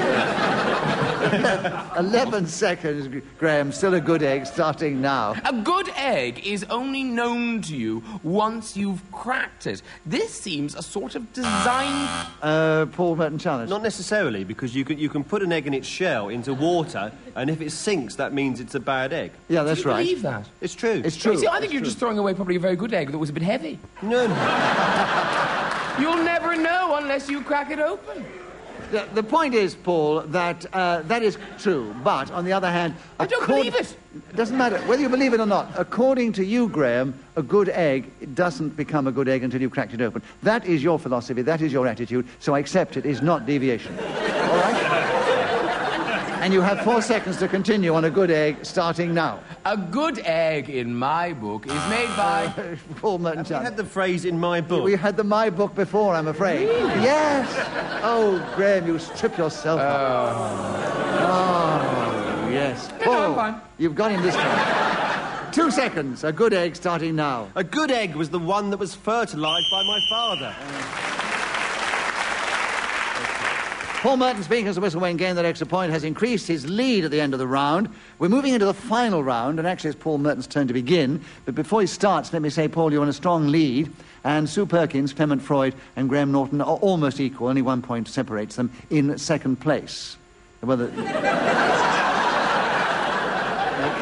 go over that again. 1 point separates 3 people, but they're all in second place. He's being kind. It's getting through to me at last. It really is. Actually, what happens is Clement Freud 1 point ahead of Sue Perkins, and Sue Perkins 1 point ahead of Graham Norton. For those who are interested in the score, so it is actually second, third, and fourth. Yes. Right. But Paul is in the lead, and Paul is not in the suspected. lead. But other words, Paul, the other 3 are not in the lead. So Paul's in the lead. Is Paul in the lead? Paul is in the lead. Paul's in the lead. Paul is in the lead, and he begins the last round, and it is very apt, because we're doing this recording in Broadcasting House, in the radio theatre here, and the subject is Broadcasting House. Tell us something about Broadcasting House. 60 seconds, starting now. It's a building with a fantastic history. I was listening only yesterday to a recording of Itmar that took place in this very room in 1947 with the King and Queen in attendance. But the trouble with the show is it's not particularly funny anymore because a lot of topical references are missed. If you come into this building, you will see a big sign. Clement Freud challenge. Repetition of building. Yes, you talked about the building when you started. Yes, you did. So, Broadcasting House is with you, Clement. 45 seconds available, starting now. 17 Station Approach, Chester Street, 412 Ravenscroft Avenue. Paul Merton challenge. Well, it's the ramblings of a taxi driver. So what's the... I want to know if he goes south of the river. So even if he's going to try and establish that they Nothing are to do with Broadcasting Broadcasting House. House. They're not not Broadcasting House. They may be Broadcasting House buildings, but they're not Broadcasting House. So I'm afraid I interpret that as deviation. Paul, it's back with you. 38 seconds, starting now. By the men who stand outside and guide the public around. I can see you looking at me, Clement, but it's not going to put me off. You will see a sign. Clement Freud challenge. Deviation and nothing to do with Broadcasting House. We're in Broadcasting House and you're looking at me. No, but I must explain to our listeners, Clement sitting beside Paul Merton did intimidate him by looking at him and having his buzzer under his nose, and his intimidation, I'm afraid, has paid off. So, Clement, I have to be within the rules of just a minute. It's a correct challenge. In what way is intimidation? It's not deviation, he was hesitation, deviating from Broadcasting House. And you're quite right, Clement Freud is in Broadcasting House, but I don't know. I'll put it to the audience. If you agree with Clement's challenge, you all cheer for him. And if you disagree, you all boo. And you all do it together now. Boo. What a lovely sound. I'm glad you encouraged that. Clement, I think they're with you on this one. So you have the subject, and you have 30... Okay. Did we say the other... Well, of course the boos are going to catch... Listen. Mob rule does not work in radio. Only intimidation. Only intimidation. Let Clement have the subject. He's got the subject. He's got 31 seconds. Broadcasting House, Clement, starting now. In my opinion, any house in which one broadcasts is...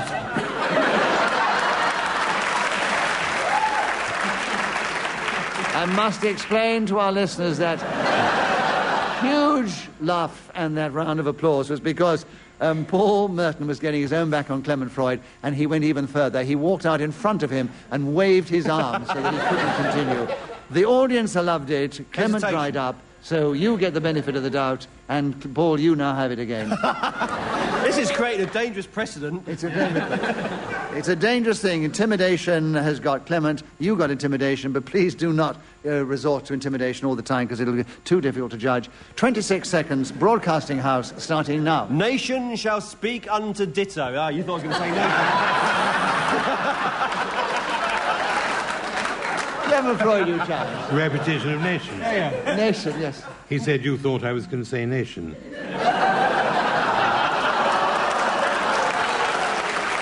Wasn't it after the buzzer? Yeah, but that was after the buzzer. No, it was not. No, you're right. It wasn't after the buzzer. Right. Have you pressed your buzzer yet? Yes, I pressed it when he said nation the second time. I think he's actually right. I think he's right. So, Clement, 22 seconds. Broadcasting House, starting now. In London, there is a broadcasting house situated in Portland Place, not far from Regent's Park, and equally adjacent to Oxford Circus, easily approachable by the underground and buses. And in olden days, when I was a child, a trolley service from Marble Arch passed very close to broadcasting. Paul Merton challenged actually just as the whistle went. I'd like to know what your challenge was. Well, he said a trolley service. I think he probably meant a trolley bus service. He did mean a trolley bus. I said bus before. Oh, I see. So it was I a was going trolley to say deviation. service. No, I think that actually, I think he did convey that it was a trolley bus. And Tesco's was different then. Yes. They pushed you all the way back to your flat with the shopping. So we give an extra point to Clement Freud because he would have got one there because that was an incorrect challenge. So let me give you the final score for those interested in points because it's the contributions, isn't it? And Graham Norton, who last time we did a show here in the Radio Theatre, of course, won magnificently. But this time he finished just in fourth place. He was only just because he was only 1 point behind Sue Perkins, who was only just in third place. Because she was only just a few points behind Clement Freud, who was definitely in second place. Because many points ahead, way out in the lead, was Paul Merton. So, Paul, you're the winner this week. So it only remains for me to say thank you to these four talented players of the game, Paul Merton, Graham Norton, Sue Perkins and Clement Freud. I also thank Janet Staplehurst for helping with the score and blowing her whistle so excellently when the 60 seconds are up. And, of course, we thank Claire Jones, our producer, director, and we are indebted to Ian Messiter, who created this amazing game and keeps us all in work and keeps us so happy, and our audience here in the Radio Theatre, who have cheered us on our way. From them, from our panel, from me, Nicholas Parsons, thank you for tuning in. Be with us the next time we play Just a Minute.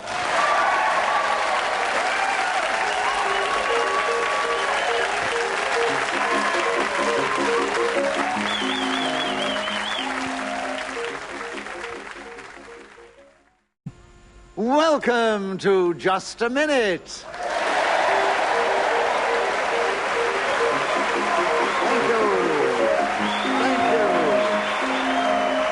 Thank you. Hello, my name is Nicholas Parsons, and as the minute waltz fades away, once more it is my pleasure to welcome our many listeners throughout the world, and particularly in the United Kingdom, and also to welcome to the show four talented and exciting players of the game who've all played it with such style in the past. And they are Ross Noble, Linda Smith, Tony Hawkes and Clement Freud. And would you please welcome all four of them?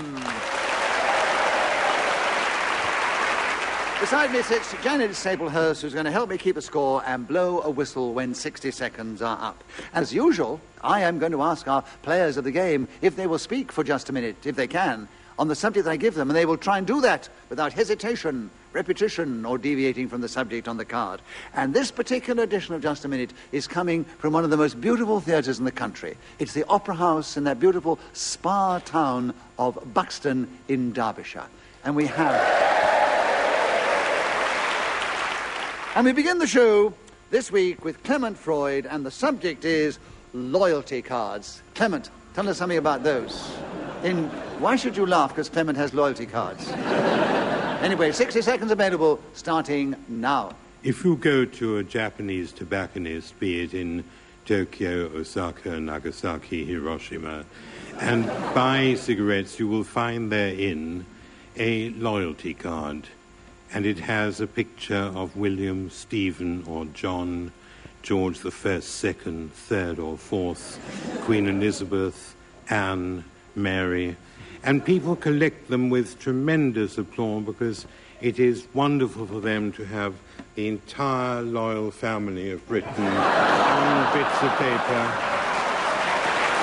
You can go to a park in any city in the Far East and exchange one Ross challenged you with that. Did I? Yes. Oh, sorry, no, I just... You pressed your buzzer. I just pressed it accidentally there. You pressed it. It was a sort of Freudian slip because you were so impressed with what he said. So you didn't actually challenge him. Well, no. Unfortunately, because Clement was interrupted, it means that he gets a point for that. And so even if it was a slip of the tongue, a slip of the finger, of the thumb. I did press it with my tongue, if that's any good. Right. Anyway, Clement, you have a point, you keep the subject, and you have 19 seconds, loyalty cards starting now. I understand that there are grocers and other kinds of shops in this land of ours where loyalty cards are given in order that customers return, come back, purchase more, increase the profits of those firms to an even higher extent than they were prior to the introduction. Whoever is speaking when the whistle goes gains an extra point. On this occasion was Clement Freud, who has got the only points at the end of that round. In fact, he had the subject all the way through. Normally he would have got 2 points anyway, but he was interrupted, so he's got the 2 points, he's got the lead. And Ross Noble, your turn to begin. The subject, the Peak District. Very apt for where we are. Talk about it. 60 seconds starting now. If a group of nudists move into an area with no walls or very low hedges, this is referred to as a peak district. People can't help but wander around and just have a sneaky little look over their particular garden dividers. Linda, you challenged. Yeah. Yes, hesitation. It was a hesitation. Yes, he was really playing it as much as he could. Unfortunately, his visual expressions are not very good on radio because he was performing then as well as speaking. It was a hesitation. So, Linda, you have a point. You have the subject. There are 45 seconds available, and the subject is the Peak District, starting now. The Peak District National Park is a great beauty spot and very popular with hikers. I think it's very enterprising of the good people in the... Tony Hawk's challenge. I may have imagined it, but was there a very popular and yes, there was. The two varies in there? There were, indeed there were. So, Tony, you have a correct challenge. You have 35 seconds. You have the Peak District starting now. Only a fool would come to a theatre like this and, given the subject Peak District, then say that Yulegrave was their favourite town in that area. It is, of course... this wonderful place of Buxton, which I cherish to my heart so dearly. I'm not just saying that because I am here in front of... Ross Noble challenge. Yes, he is. Ross, I would agree that is a correct challenge because of deviation, because... You were definitely only saying that because you were here winning. I'm in a no-win situation here. That's not... Listen, look. Ross, within the subtle interpretation of the rules means that I consider you have a correct challenge. You have 14 seconds on the Peak District starting now. I have to say, I do agree with Tony Hawks that this is one of the best places on the face of the earth. And who would I... Linda challenged. Well, I'm afraid hoist by his own petard. That's right. So if you're going to get him on that challenge, then Linda's going to get you on the same challenge. I said that he was only saying it because he was here. I didn't say I disagreed with him.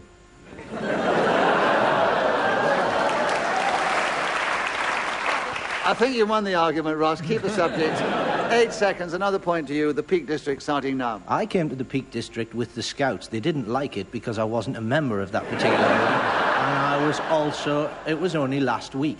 They tried... So Ross Noble got the point for speaking as the whistle went, and he's now one ahead of Clement Freud, and the other two have got one apiece. And Tony, your turn to begin. The subject, contemplating my navel. Tell us something about that subject in this game starting now. I have for some time now been contemplating my navel, and I have come to the conclusion that it is an excellent navel. So good, in fact, that I'm going to enter it for the Navel of the Year show, which I understand comes from the Buxton Opera House, just after the Gilbert and Sullivan Festival has drawn to a happy conclusion. The French and Spanish are well known also for contemplating their navels, which is why Nelson had such a magnificent victory at the Battle of Trafalgar, because he spent more time contemplating his navy, which was a much better way of using his time in that particular period of history. My navel will be on show after this performance. Oh, Ross, you've challenged. Repetition of show. Yes, yes, there was, yes. I was enjoying it so much. Well, listen, Ross, yes, you caught me unawares there, and I was enjoying it. Right, hey, when you enjoy the show so much that you miss the challenge. Anyway, Ross, yes, correct challenge, 12 seconds available, contemplating my navel starting now. Some people enjoy contemplating art in art galleries. I've done it, I've spotted it myself. You don't even need to buzz. You can have it. Take it off me. I'm a fool to myself. Tony got in first. Art. 9 seconds. Contemplating my navel. Tony, starting now. Some people enjoy contemplating art in galleries or other places like... Linda challenged. Deviation. Why? Well, because he's talking about contemplating art, not contemplating his navel. Yes. Well, I haven't heard enough about him contemplating his navel. Well, let's hear about you on the navel then, Linda. 4 seconds available. Contemplating my navel starting now. Contemplating my navel is something that the Buddha was renowned for doing. Well, they're all pretty equal at the end of that round. Linda got the point for speaking as a whistle when she's equal to Tony Hawks, only 1 point behind Ross Noble, and he's 1 point behind Clement Freud. And it's his turn to begin again, and it is Bakewell tarts. Oh, they're so delicious. I love a good Bakewell tart, I can tell you. And some of the best ones are in Derbyshire. Now, Clement, that is the subject. 60 seconds as usual, starting now. Bakewell is mostly known for the All Saints' Church and the beautiful almshouses, but Bakewell tarts are pretty renowned throughout the world. Loose women they are, lacking the odd skirt here, a blouse there. Hardly any of them wear bras. And if you look carefully, I had... Linda challenge, yes. Well, hesitation, and also, you should have pointed out, despite all that, they have hearts of gold. Well, you tell us about it in the game, because I give you a point for a correct challenge. In 34 seconds, Bakewell tarts, Linda, starting now. Bakewell tarts wouldn't get much of a look in Bakewell itself, where the preferred confectionery is Bakewell pudding, which is quite different and made to a different... Tony challenge, yes. Repetition of different. Yes. That's indeed right. So, showing off your local knowledge there, Linda. And Bakewell tarts is to you, Tony. 20 seconds starting now. I apologise if I don't make the full 20 seconds here, but given what Clement said, I'm going to get a taxi to Bakewell now and enjoy myself. And it'd be a lot of fun to be there to see if what he said was absolutely accurate. So I'm off. Cheers.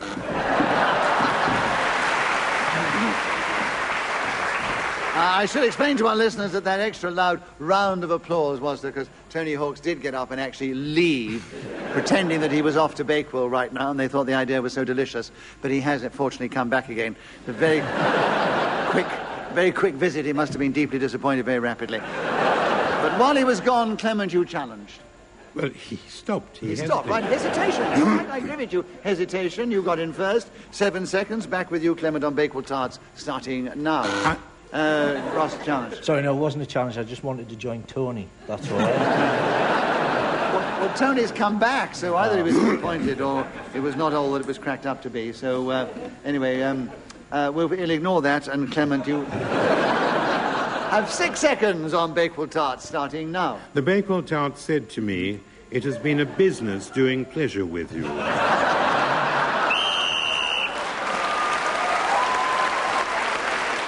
Clement Freud speaking again as the whistle went again. That extra point has increased his lead at the end of their round. The other three are equal in second place. And Ross Noble, your turn to begin. The subject is the ideal travelling companion. Tell us something about that in just a minute, starting now. My ideal travelling companion would have to be somebody that was able to read a map, because I have a shocking ability to navigate around city centres. I recently gave a friend of mine the map to read, and I've said map twice, and nobody even buzzed me. I thought I was free. If you go on with panache, sometimes they ignore it, but you drew attention to it. Linda came in first, and Linda, you've got 49 seconds. The ideal travelling companion starting now. The ideal travelling companion, I think, on a train would be a police officer or prison guard to whom you are handcuffed, because in that instant you could be pretty sure that nobody else was going to sit on the seats opposite you, which really annoys me. As a tall person, I need the legroom to have that extra space for the good of my health and general well-being of my limbs. Clement Freud challenge. 3 mice. Mice, yes. You were going so well with it, thinking of different words for those parts of your anatomy, but the mice came in, and 15 seconds is still available, and it's your turn. Sorry, you have the point, Clement. And the subject, the ideal travelling companion, starting now. My ideal travelling companion would be a Bakewell tart.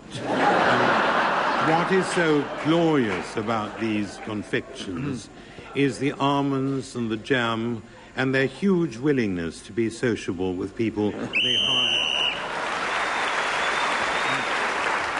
Clement Freud was again speaking as the whistle went, gained that extra point and has increased his lead. And Linda, it is your turn to begin. The subject is the shopping channel. Tell us something about that in just a minute, starting now. The shopping channel is a source of many delights, not least of which is the chance of catching a glimpse of Joan Rivers, who has had so much plastic surgery that this woman resembles a Siamese cat walking into a gale. That would be one of the reasons that I tune in to the shopping channel. But other joys would be the ridiculous description. Ross Noble, you challenged. Joys. Joys, yes. Another the joy. joys that you said right at the beginning. I was still laughing about your description.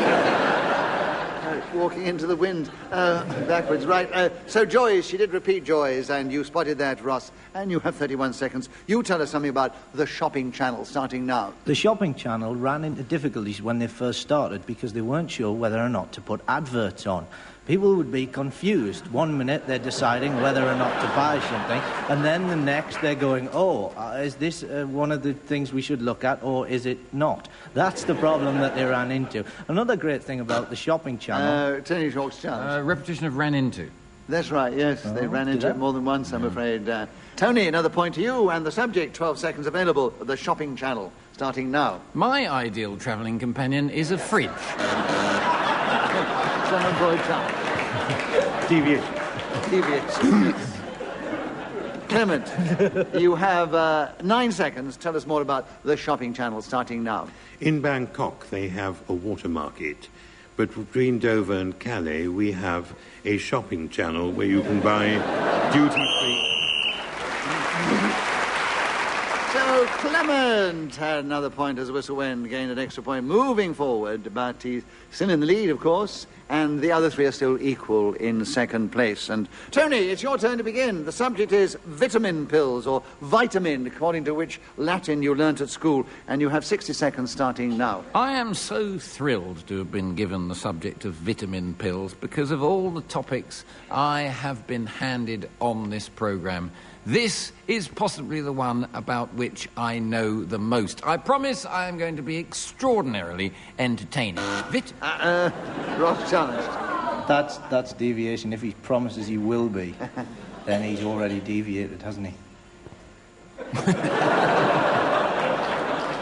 That's very subtle. That's very subtle. It's a sort of slide backhander, and Ross, I think give him a point because it's an inventive challenge, but I can't allow it. Okay. So, Tony, you get a point for an incorrect challenge. You keep the subject, vitamin or vitamin pills, starting now. Vitamin pills are... Vitamin pills? Sorry, I lost the will to live, frankly. Linda, what is your challenge?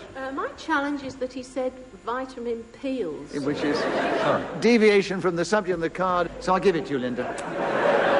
40 seconds. Vitamin pills starting now. Vitamin pills is a trendy lager. It's a pills beer which is packed with vitamins. You drink 23 pints, you're very, very drunk, but also fighting fit. Clement Freud challenge. Very, very drunk. Very, very drunk. Yes. Clement, tell us something about... Don't pity me, don't pity me. 26 seconds, Clement. Vitamin or vitamin pills starting now. They're called A, B, C, D, E, and I dare say many other letters of the alphabet which I haven't yet come. Linda challenge. Well, really only K after that. That's about the only one. Well, what's that got to do? What's your challenge, love? Oh, well, no, I thought he was saying, well, probably many others. Yeah, well, I suppose it was only speculation. I wish I'd never interrupted him. You're just giving him the benefit of your great education and knowledge, but I'm afraid he was interrupted. So, Clement, you have another point, and you have 17 seconds on vitamin pills, starting now. Before vitamin pills were invented, people just ate lemons or figs, maybe potatoes, cabbage, cauliflower, sauerkraut, kohlrabi, Brussels sprouts. Tony, you challenge. Well, I think we know that people ate food before. So I think he's kind of deviating a little bit, just listing lots of foods that are available. Containing vitamins, high vitamin content. Well, we knew they had a high vitamin content, but you didn't actually say so, Clement. So you give me a very difficult decision to make here, because you were conveying that these... You make it, Nick. I know. Well, I'm going to give the benefit of the doubt to Tony and say you've got 5 seconds on vitamin pills, Tony, starting now. Vitamin pills are round, small... Ross challenge. Not necessarily. They might be elongated. You obviously want to hear from everybody on this subject, so I'm going to give the benefit of the doubt to Ross on this occasion and say, Ross, 3 seconds, vitamin pills, starting now. I once tried to overdose on vitamin pills and I felt fine. Ross Noble was then speaking as the whistle went, gained that extra point. He's just in second place still, but he's one ahead of Tony Hawks and Linda Smith in that order. Clement Freud is way out in the lead, and his subject is with you, Clement. It's crocodile tears. Tell us something about that in just a minute, starting now. Crocodiles do not eat vitamin pills. I want to make that absolutely clear. They are non-vegetarian, slothful, huge, like 33-foot-long animals. And when they consume humans or other kind of flesh, their eyes water hugely, and tears appear which are actually not what your eye might get when we cry, but simply the effect of masticating organisms of fellow animals. I think that's enough. You held them spellbound, Clement. Right, Linda, you challenge first. 25 seconds, crocodile tears, starting now. Crocodile tears are the kind of tears that I would shed if somebody said to me, oh, guess what? I was unable to get you tickets for the Gilbert and Sullivan Festival. My tears would not be sincere. I would secretly be thinking, brilliant, I can do something entertaining instead. I can't stand that pair. They really get on my nerves with their... Ross challenge. I just thought I'd interject before the audience just beat Linda up. For those who didn't hear the recording when we first came to Buxton, I should explain to our listeners that in this lovely theatre here they do have a Gilbert and Festival. Now that I would pay money for. Gilbert and Festival, Sullivan, yes, they have a Gilbert and Sullivan Festival. But as we enjoyed your challenge, you get a bonus point for that, Ross. But Linda was not actually deviating from the subject of crocodile tears. So 3 seconds available still on crocodile tears. Linda, starting now. Crocodile tears are a useful emotional shield. Right, so Linda was speaking as a whistle. When she's moved forward, she's now equal with Tony Hawks in third place. They're only 2 points behind Ross Noble. He's trailing Clement Freud, who's still in the lead. And Ross, it's your turn to begin. The subject, tongue twisters. Tell us something about that in this game, starting now. Round the rugged rocks the ragged rascal ran. That's just one tongue twister. Another is attempting to French kiss somebody with a wired-up jaw. You really do have to get your tongue into the most unbelievably twisted, contorted...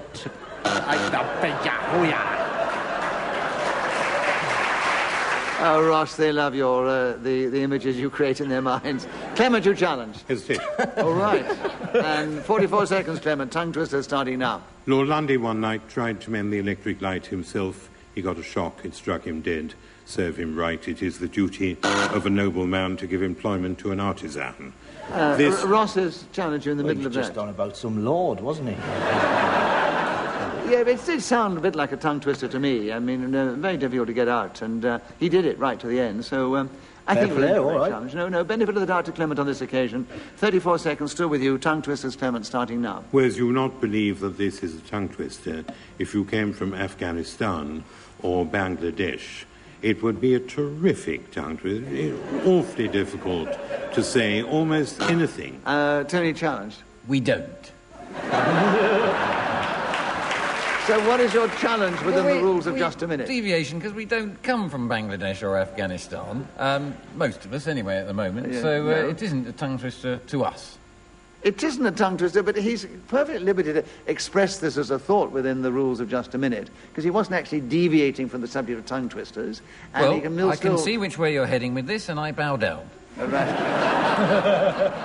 All right, benefit of the doubt to Clement, because it doesn't matter if the Afghanistans and the Bangladeshi people think it is or not, he wasn't deviating from the subject. So, Clement, 22 seconds, tongue twisters starting now. A Serbo-Croat asked what the time is at, say, 25 minutes past 11, would, say, consider this to be a huge tongue twister.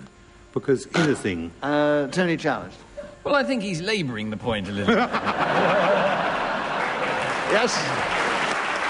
I agree with you, Tony. I give you the benefit of the doubt on this occasion, because we do believe tongue twisters are not just difficult phrases for foreigners to use, but they are alliterations. So, you have the subject, you have 22... No, you don't. You have 10 seconds, starting now.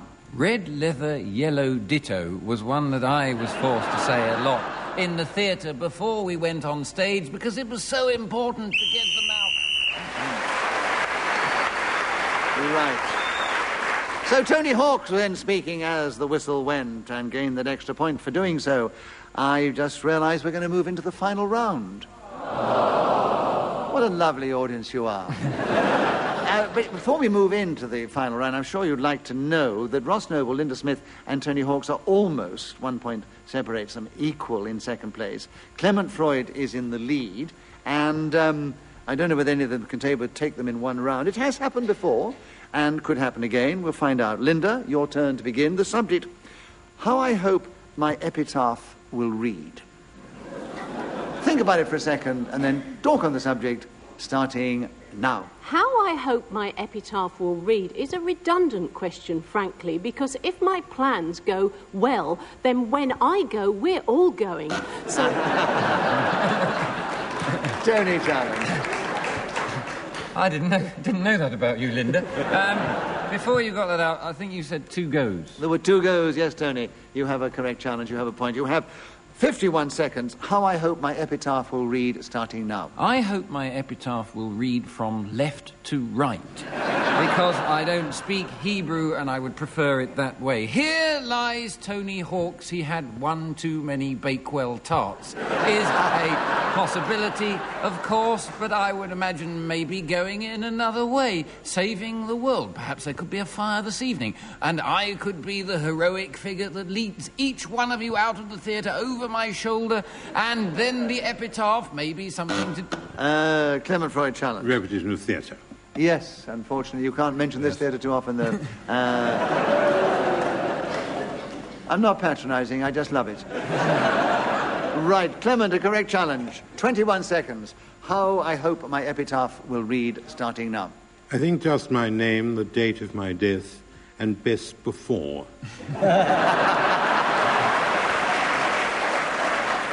Well, it deserved the applause, and I think you rested on your laurels with that one. One of the best in just a minute. But Ross did challenge you during that prolonged laughter, which was, of course, hesitation within the rules of just a minute. It does mean also we're going to hear from all four of them on this final round, which is a very personal one, so it's very nice. Ross Noble. The subject is how I hope my epitaph will read starting now. I hope my epitaph will read Ross Noble tragically died when a nudist ladies gymnastics team stormed the stage at his gala performance. That really would be a marvellous way to go. So Ross Noble brought that round to an end and the show to an end. He gets a point for speaking as a whistle went. And just to remind you of the final score, if you want to, Linda Smith and Tony Hawks were equal in third place, just behind Ross Noble. But a few points ahead of them was Clement Freud. So this week, Clement, we say you are our winner.